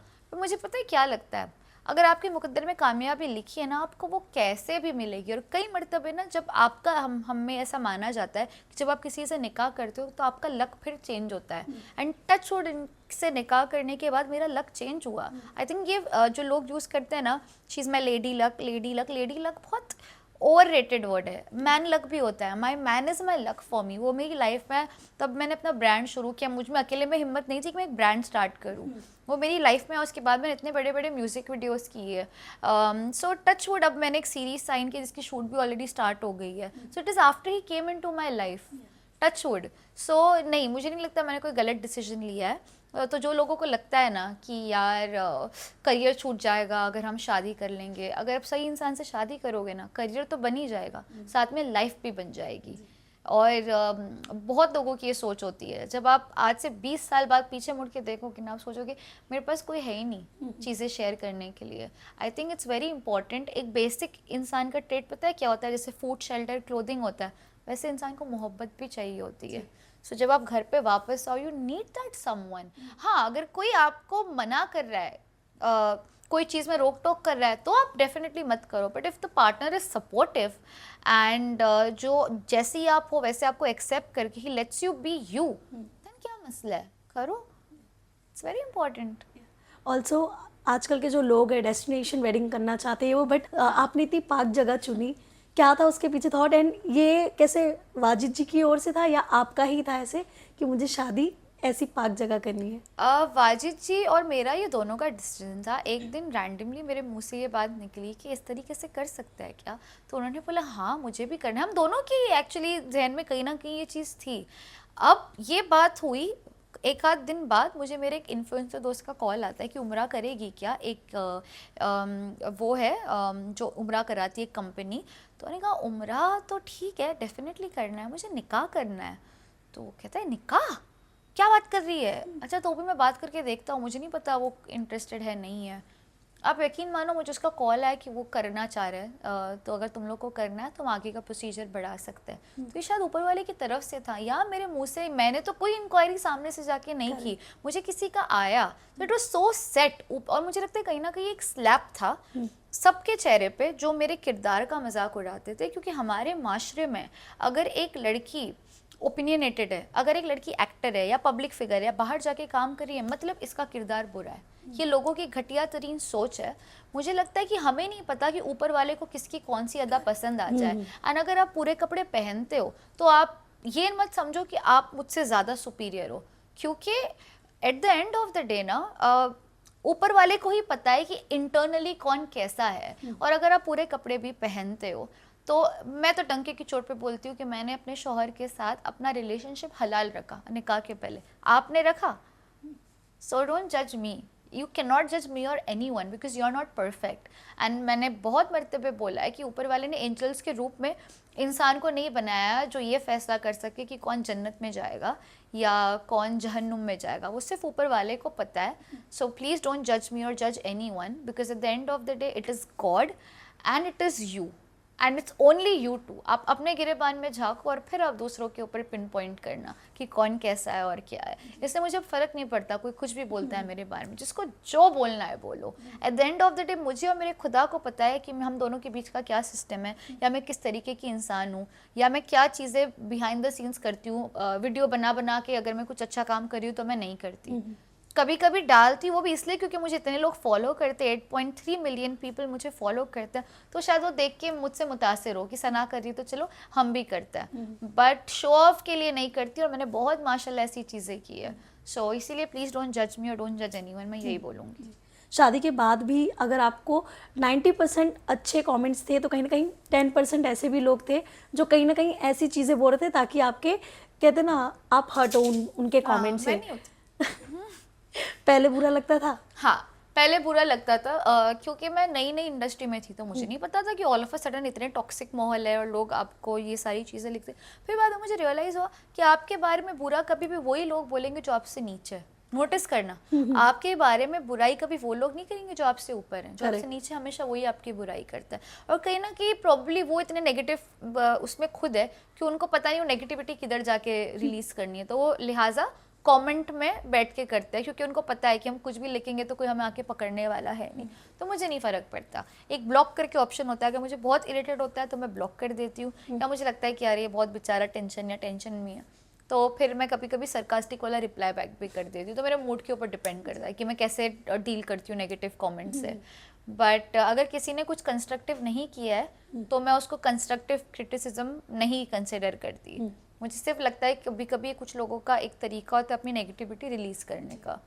ऑल्सो सना, पार्टीज़ में आप भी जाती हैं, बट क्या कभी कोई ऐसी पार्टी हुई जहाँ पे आपका झगड़ा हुआ हो? क्योंकि आप देख सकती हैं आजकल काफ़ी पार्टीज़ के वीडियोस वायरल हो रहे, बसीर का ही हाल ही में आपने देखा होगा। हाँ, तो कभी सना का हुआ है ऐसे कुछ? नहीं, और बसीर का भी जितना मुझे पता है, बसीर का जो वीडियो है जहाँ पे झगड़ा हुआ, बसीर दो ग्रुप्स में झगड़ा छुड़ाने की कोशिश कर रहा था, बट मीडिया में ये दिख कर आया कि वो झगड़े का पार्ट है। No, he was preventing two groups from fighting from each other. वो लड़ाई का हिस्सा नहीं था, वो छुड़ाने की कोशिश कर रहा था, बट वो इस तरीके से वीडियो आया कि ये झगड़ा कर रहा है। सो कभी कभी देखो, इससे हमें ये भी समझ में आता है कि आंखों देखी चीज़ें हमेशा सच नहीं होती। ऑल्सो ये सोशल मीडिया कितना लोगों की लाइफ में गलत इम्पैक्ट डाल रहा है, मैं ऐसा कह सकती हूँ। क्योंकि आप देख रही हैं बसीर का ये जो वीडियो है वो कहीं झगड़ा छुड़ा रहे, बट आप देख रही हैं ऐसा लग रहा है कि बसीर का वापस से झगड़ा हो गया है। तो कितना ये लोगों की लाइफ में नेगेटिविटी ला सकता है सोशल मीडिया? हाँ, डेफिनेटली ला सकता है, क्योंकि आज के टाइम पे लोग आंखों देखा ही सही समझते हैं। अब एआई आ गया है, अब आंखों देखा भी आप कैसे सही समझोगे? एआई में आप कुछ भी करके कुछ भी दिखा रहे हो और आप बोलोगे ओ शिट इसने ये किया, पर व्हाट इफ दैट्स एआई? इसीलिए आंखों देखा सही नहीं होता। और सोशल मीडिया है काफ़ी टॉक्सिक हो गया है। मैं एक सोशल मीडिया इन्फ्लुएंसर हूँ, बट ये सच बात है। अब आप कितने लोग देख रहे हो पता है, they are actually switching back to dumb phones. वो फोन्स पता है जिसमें सिर्फ आप इनकमिंग और आउटगोइंग कर सकते हो। कितने लोग सोशल मीडिया टॉक्सिसिटी को तक क्योंकि वो झेल नहीं पा रहे तो लोग ये कर रहे हैं ताकि वो गलत चीज़ों से डिस्ट्रैक्ट ना हो। बट मैं पर्सनली ये नहीं करती। मुझे लगता है कि मैंने कुछ डिसीजंस अपने लिए लिए। मैंने अपना स्क्रीन टाइम बहुत कम कर दिया है। और कभी कभी होता है ना कि फ्री बैठे तो अपने आप हाथ जाता है कि मैं रील्स स्क्रॉल करूँ, तो जैसे ही हाथ जाता है मैं कहती हूँ नहीं, अब मैं डम फोन तो नहीं ले सकती लेकिन मैं अपने आप पे इख्तियार रख सकती हूँ। तो मेरा स्क्रीन टाइम बहुत कम हो गया है। मैं रात में सोने से पहले कुछ टाइम रील स्क्रॉल करती हूँ, फिर अपना मेडिटेट करती हूँ और सो जाती हूँ। दिन में मेरा काम में पूरा वक्त चला जाता है तो मुझे समझ में नहीं आता। बीच में कुछ पोस्ट वोस्ट करना होता है, फ्रेंड्स की स्टोरीज वगैरह देख लेती हूँ बस। मेरे पे काफ़ी इख्तियार है कि मैं ज़्यादा क्रॉस गो नहीं करती लिमिट। एक टाइम पे मैं भी बहुत एडिक्टिव थी। मुझे रियलाइज़ होता मैं 3-3 4-4 घंटे रीलें देख रही हूँ, इससे मेरा क्या फ़ायदा हो रहा है? मेरे लिए तो कुछ प्रोडक्टिव हो नहीं रहा है, मेरे लिए तो कुछ टेक अवे नहीं है, तो मैं क्यों कर रही हूँ? ये लॉक कर देता है, ये ब्रेन फॉग कर देता है, ये अच्छी चीज़ नहीं है। मुझे रियलाइज़ हुआ जब, देन मैं धीरे धीरे कम करना स्टार्ट करती हूँ। इंडस्ट्री की दोस्ती क्या सच में होती है या फिर जितना मतलब होता है उतनी ही दोस्ती टिकती है? अब देखो, इसको देखने के दो तरीके हैं। अगर मैं अपना पर्सनली बोलूँ तो मैं दोस्त सबके साथ हूँ, लेकिन हाँ, मैं हाय हेलो रोज़ फ़ोन पे बात मेरी होना, वैसी दोस्ती किसी के साथ नहीं है क्योंकि सब अपनी लाइफ में मसरूफ़ है। And I am mature enough to understand कि वो भी अपनी लाइफ में बिजी है, मैं भी अपनी लाइफ में बिजी हूँ। तो हमारी इंडस्ट्री बहुत फास्ट पेस्ड है एक्चुअली, तो इसीलिए कई मरतबे हम लोगों से राब्ते में नहीं रह पाते। बट दैट डजंट मीन कि मुझे किसी से प्रॉब्लम है इसलिए मैं उससे राब्ते में नहीं हूँ। It's just that I am also busy, that person is also busy. और जहाँ तक जेलसी और चीज़ों की बात है, ऑफकोर्स ये भी मैंने लोगों के बीच में होती हुई देखी है। Touch wood, I have not faced it but I have seen people doing that also. जैसे मेरी एक बहुत अच्छी आदत है, अगर कोई मुझे बोलेगा ना म्यूजिक वीडियो के लिए सना अभी तुमने तो हमारे साथ म्यूजिक वीडियो किया, किसी को रेकमेंड करो, मैं तो 10 प्रोफाइल भेज देती हूँ अपने दोस्तों के, क्योंकि किसके मुकद्दर का नसीब का काम है उसको मिलेगा। बट मैंने कुछ लोग देखे जो मेरी प्रोफाइल भी नहीं भेजते हैं आगे। अगर कोई मेरा नंबर मांगता है तो मुझे डायरेक्टर कहता है यार मैंने तुम्हारा नंबर सना कितने पहले उससे मांगा था, तो मैंने कहा हाँ उसके पास तो मेरा नंबर है, उसने क्यों नहीं दी? तो कहते अब वो उसको पता। मैंने कहा यार कैसे लोग हैं, मैं तो 10-10 प्रोफाइलें भेज देती हूँ और ये मेरा नंबर शेयर नहीं कर रहे। मतलब इतने लोगों को में इनसिक्योरिटी मैंने है, डेफिनेटली है, बट वो आपके ऊपर डिपेंड करता है कि आप किस तरीके से चीज़ों को देखती हूँ। कुछ लोगों को होता है कि ओ शिट इसको काम मिल जाएगा, और कुछ लोगों का ये होता है कि उसके मुकद्दर में मिलेगा तो मिलेगा। So it depends on how you are और आपकी थिंकिंग क्या है। होता है, हर जगह होता है। आपका काम खराब करने की कोशिश की है कभी किसी ने? काम खराब नहीं, कॉन्टैक्ट शेयर नहीं करना, ये सारी चीज़ें काफ़ी कॉमन है जो मुझे बाद में पता चलता है ना। बोले यार बिग डील कर ही देते, and eight the end of the मेरे नसीब का काम है, इतने कोऑर्डिनेटर्स घूम रहे हैं मार्केट में, कहीं ना कहीं से आ जाता है। सो हाँ, नहीं एज सच खराब तो मैं नहीं बोल सकती, बट नंबर शेयर नहीं करना, ये 2-3 कॉमन चीज़ें जो होती है। कन्फ्रंट किया आपने कभी जिसने भी आपका नंबर नहीं शेयर किया था? नहीं, क्यों किसी को एम्बैरस फील कराओ। बस मुझे समझ में आ गया, मुझे दिख गया कि इंसान कैसा है, वो अपने तक रखती हूँ, उसको जाके मैं क्या ही बोलूँ। बट एटलीस्ट समझ में आ जाता है कि इंसान सच्चा दोस्त नहीं है, सच्ची दोस्त नहीं है। अभी कौन है ऐसे लोग इंडस्ट्री के जो आपके बहुत अच्छे दोस्त हैं? जो अच्छे दोस्त है, नंबर 1 अर्चना गौतम, और बसीर, उमर रियाज, कशिश ठाकुर, आकृति से बात हो जाती है कभी कभी। सो ये गिनती, रजत दलाल, वो मेरा आला दोस्त है यार, बहुत अच्छा है वो, उसकी भी अभी शादी हुई है। सो हैप्पी फॉर हिम, अभी हम मिलने वाले हैं इंशाल्लाह जल्दी। बहरहाल और कोई है, हाँ ये कुछ नाम है जो मैंने से, नेहल, और सना मकबूल से कभी कभी बात हो जाती है, या भाविन, भानुशाली, विशाल, सो या एंड मुनीषा जी, पॉलमी, देखो अब याद आ रहा है तो याद आ रहा है, साई, नेजी से मेरी बात बहुत होती है, हफ्ते में 1-2 मरतबे हो जाती है। अभी कुछ बहुत आतंक आ रहा है नेजी का भी, गाइस स्टे ट्यून्ड। तो नेजी के लिए क्या कहना चाहोगे? जैसे कि आपने एक चीज़ और बताई कि नेजी ही ऐसे इंसान थे जिनको टाइमिंग का पता चल जाता था बिग बॉस के घर में, बट कैसे? क्योंकि आप देखती हैं इतना लाइटली लोग ले लेते हैं नेजी को, बट हाँ नेजी का जो IQ लेवल है वो हमने देखा है। हाँ, बट क्या बताना चाहेंगे आप, नेजी की क्वालिटीज आपको क्या पसंद है? I think Naezy is very misunderstood, very honestly. लोग उसको एक मीम मटेरियल कंसिडर करते हैं, जो कभी कभी वो एंजॉय भी करता है, वो भी एक किस्म का फेम है ना, क्योंकि इतिहास गवाह है कि जिसके ऊपर जोक्स या मीम्स बने वो बड़ा स्टार बना है। तो इंशाल्लाह नेजी भी, मुझे पूरा एतबार है एक दिन बनेगा। बट मिसअंडरस्टूड इन अ वे कि नेजी ना बहुत डीप सोचता है, और कई मरतबे उसकी डीप बात इतनी डीप होती है कि लोगों को समझ में नहीं आती, एंड जब वो रैपिंग करता है तब उसके शब्द कोई पकड़ नहीं सकता, लेकिन बोलने में कई मरतबे वो थोड़ा सा हो जाता है उसका। तो इस वजह से लोग उसको मिसअंडरस्टैंड करते हैं, but I think he has an IQ to another level. आप उससे बात करोगे ना, आपका वक्त कहाँ पर जाएगा आपको पता भी नहीं चलेगा, कहाँ से कहाँ पहुँच जाता है वो। And I am someone who talks deep too, I am also emotional, तो मुझे पता है कि वो क्या बात कर रहा है क्या नहीं कर। तीसरे इंसान को लगेगा अरे क्या बकवास कर रहा है, बट मुझे पता है कि वो क्या बोल रहा है। शायद इसीलिए हमारी कंपैटिबिलिटी और दोस्ती इतनी स्ट्रांग है। एंड आई थिंक नेजी क्या है, उसने अपने आप को बहुत टाइम पहले प्रूव कर चुका है, एंड अब जो उसके प्रोजेक्ट्स आ रहे हैं फिर से आई एम श्योर वो प्रूव करेगा। एंड और आई थिंक जो बातें मैं नेजी से कर सकती हूँ मैं किसी और से नहीं कर सकती, कोई दोस्त से नहीं कर सकती। मैं कोई मुझे पागल बोलेगा बट नेजी को मैं बोलूँगी तो मुझे पूरा पता है कि वो मेरे को जज नहीं करेगा, वो मुझे बताएगा कि ये नहीं, ये ऐसा नहीं वैसा। So I think that is what Naezy is all about. So जो दिखता है हमेशा वो सच नहीं होता, यही बोलूँगी। नेजी की लाइफ में कोई आई या नहीं अभी तक?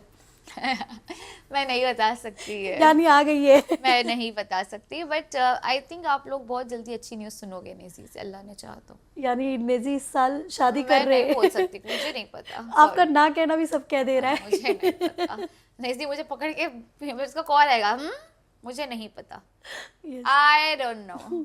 अच्छा, आपको याद है आपकी शादी में नेजी का एक वीडियो है, आज तक वायरल होता है वो, जहाँ Parrot owl. मैंने नेजी से आप पूछा। अच्छा वो आप ही नहीं पूछा था, आपका ही सवाल था पैरेट आउल वाला। मैंने नेजी से खाली पूछा, सना की शादी है, इतना अच्छा माहौल है, लेकिन आपके शर्ट पे ये पैरेट आउल ये सब क्या है?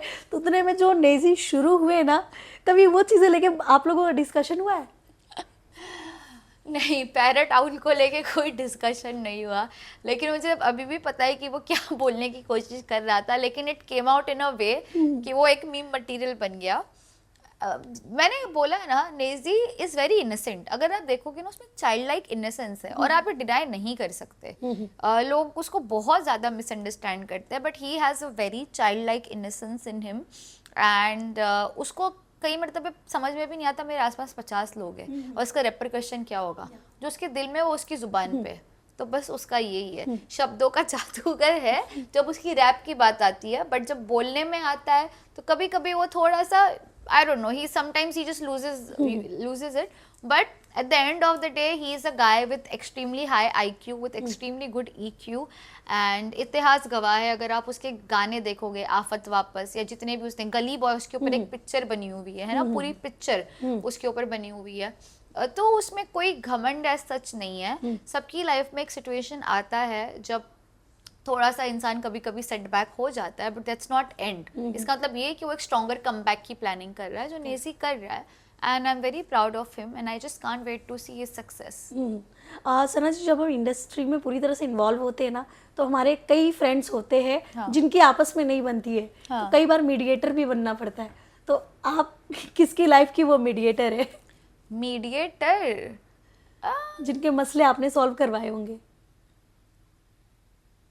नहीं, मैंने अब तक नहीं करवाए। मैं ना किसी के झगड़े में पड़ती हूँ ना, हाँ ना कोई इतना मेरे क्लोज है। हाँ, मेरी खुद की फ्रेंड्स में तो मैं कराती रहती हूँ, बट इंडस्ट्री में कोई मेरा इतना क्लोज फ्रेंड नहीं है कि मैं उस लेवल पे आई हूँ कि मैं किसी का रिलेशन ज्वाइन करवाऊँ या ब्रेक करवाऊँ। सो वो वाला सीन तो अब तक नहीं हुआ है। मेरे जो एक्चुअल इनर सर्कल उनमें तो होता रहता है। सो या और ये आप किस कह सकती हूँ मैं जोन में आती है? एक होते हैं जिन्हें सारी गॉसिप पता होती है इंडस्ट्री की, हाँ। उसमें आती है, या फिर ऐसी होती है कि जिनको कुछ नहीं मालूम होता, उनको सरप्राइज लगती है सारी बातें? पहले मैं वो हुआ करती थी जिसको सब पता होता था। अब मेरे को सरप्राइजिंग लगता है क्योंकि मैंने आपको बोला है मैंने अपना स्क्रीन टाइम एकदम कम कर दिया है, तो मैं भी ज्यादा रीलें नहीं देखती हूँ। पहले मैं पोस्ट भी बहुत करती थी, दिन में 2-2 3-3, अब मेरे 3 दिन में एक पोस्ट जाता है। मतलब मैं इतनी ज्यादा फोकस्ड हो गई हूँ। मुझे लगता है अब मेरा तवज्जो उन चीज़ों पर ज्यादा है जो मुझे प्रोडक्टिव चीज़ें रिटर्न में देते हैं, ना कि वो जो मुझे ब्लैंक आउट करते हैं। तो इस वजह से अब मुझे नहीं पता होता। मुझे इंटरव्यूज या पॉडकास्ट में पता चलता है, जब कोई मुझे कहता है कि उसने उसको ये किया तो तुमको क्या कहना है इस बारे में, कहती है ये कब हुआ, आपको नहीं पता। तो अब मैं थोड़ी सी अलूफ हो गई हूँ। तो I am one of this जिसको कुछ पता नहीं होता। फिलहाल मैं ऐसी हो गई हूँ। फिलहाल कोई ऐसा भी है आपकी लाइफ में? बसीर वाला भी मुझे पता चला एक हमारे कॉमन फ्रेंड के थ्रू। अच्छा, ऐसा फिर तब जाके मैंने वो वीडियो देखा, फिर मुझे रियलाइज हुआ कि अच्छा बात किया आपने बसीर से? हाँ, मेरी तो परसों ही बात हुई ना, हमारी एक सीरीज के मुतालिक बात है। तो बात हो रही थी। कैसा एक्सपीरियंस है अभी बसीर के साथ काम करना? शूट स्टार्ट हुआ है? नहीं, अभी स्टार्ट होगा। लेकिन मैं बसीर को मिल चुकी हूँ, एक म्यूज़िक वीडियो के मुतालिक भी हमारी जब मुलाकात हुई थी, तब से मैं बसीर को जानती हूँ। And I think he is one of the most gentleman guys that I know of industry, Baseer. And again he is also very humble. वो नहीं भूलता कि वो कहाँ से आया है, और वो उसकी खूबसूरती है।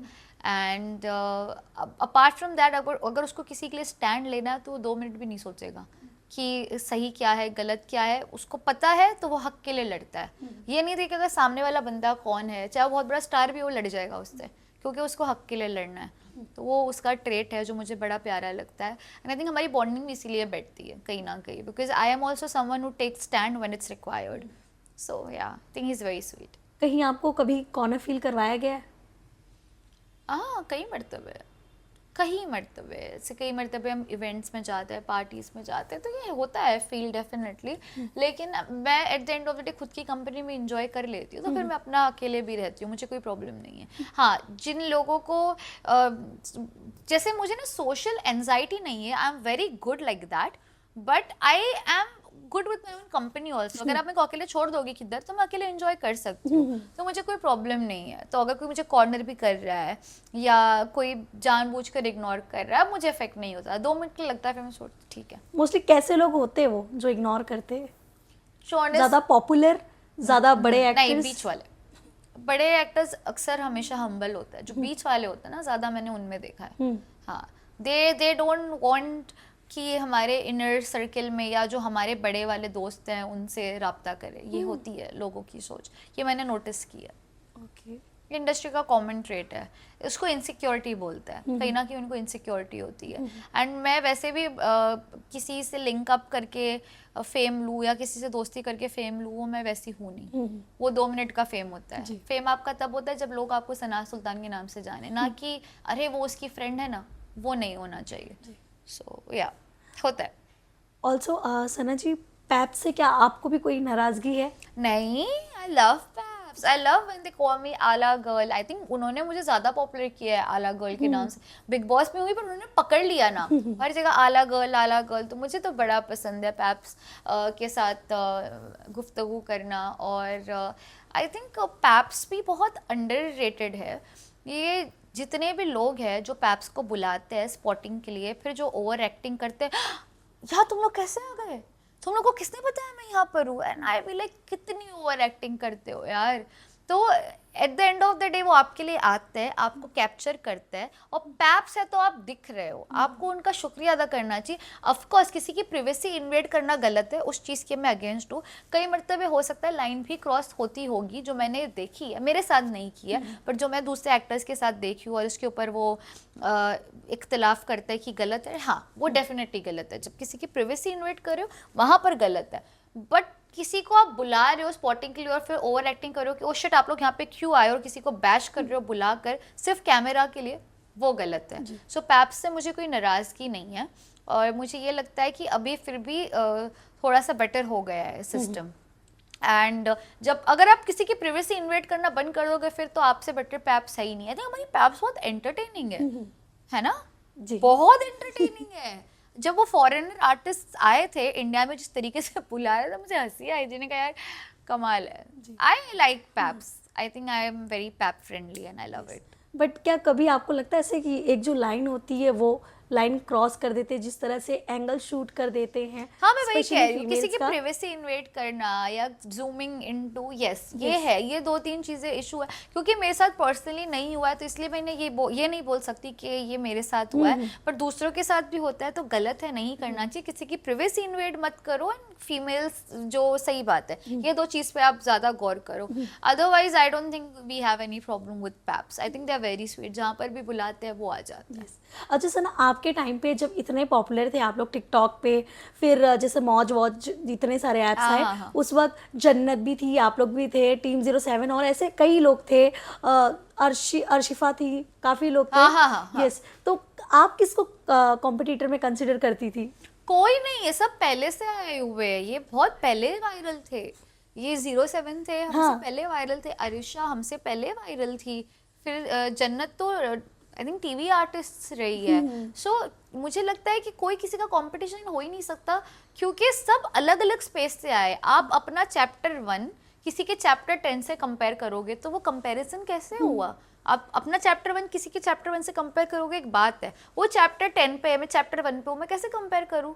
और मुझे लगता है सूरज का और चांद का चमकने का टाइम होता है, वो तभी चमकते, कोई कंपटीशन नहीं। सूरज और चांद एक साथ नहीं चमक सकते, तब तो पॉसिबल ही नहीं है, राइट? सो जिसको जब चमकना है वो चमकेगा। यू जस्ट बी यू, आप अपने उस पर तरजीह दो। आज नहीं तो कल कामयाबी होगी। वक्त लग सकता है 100%, बट आई थिंक ऊपर वाला भी हीरा कब बनता है? जब कोयला प्रेशर में रहता है, उसके बाद वो हीरा बनता है ना।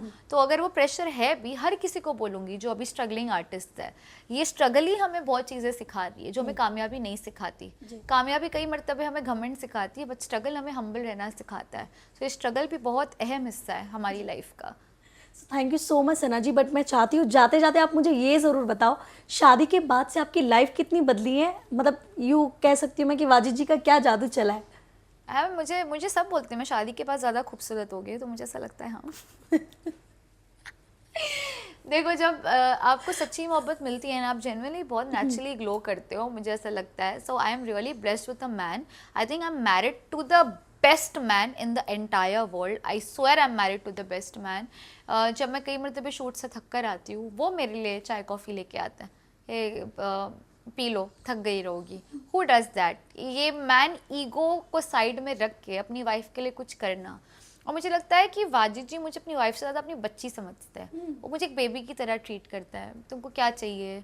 थक गई हो? अच्छा ये कर लो, आज स्पा के लिए चली जाओ, वो कर लो। तो मुझे लगता है जब एक लड़का अपनी बीवी को एक सिर्फ बीवी नहीं बच्चे की तरह ट्रीट करे ना, समझ लो उसकी शादीशुदा लाइफ सक्सेसफुल है। So I think I am very blessed and life has change definitely, but for better.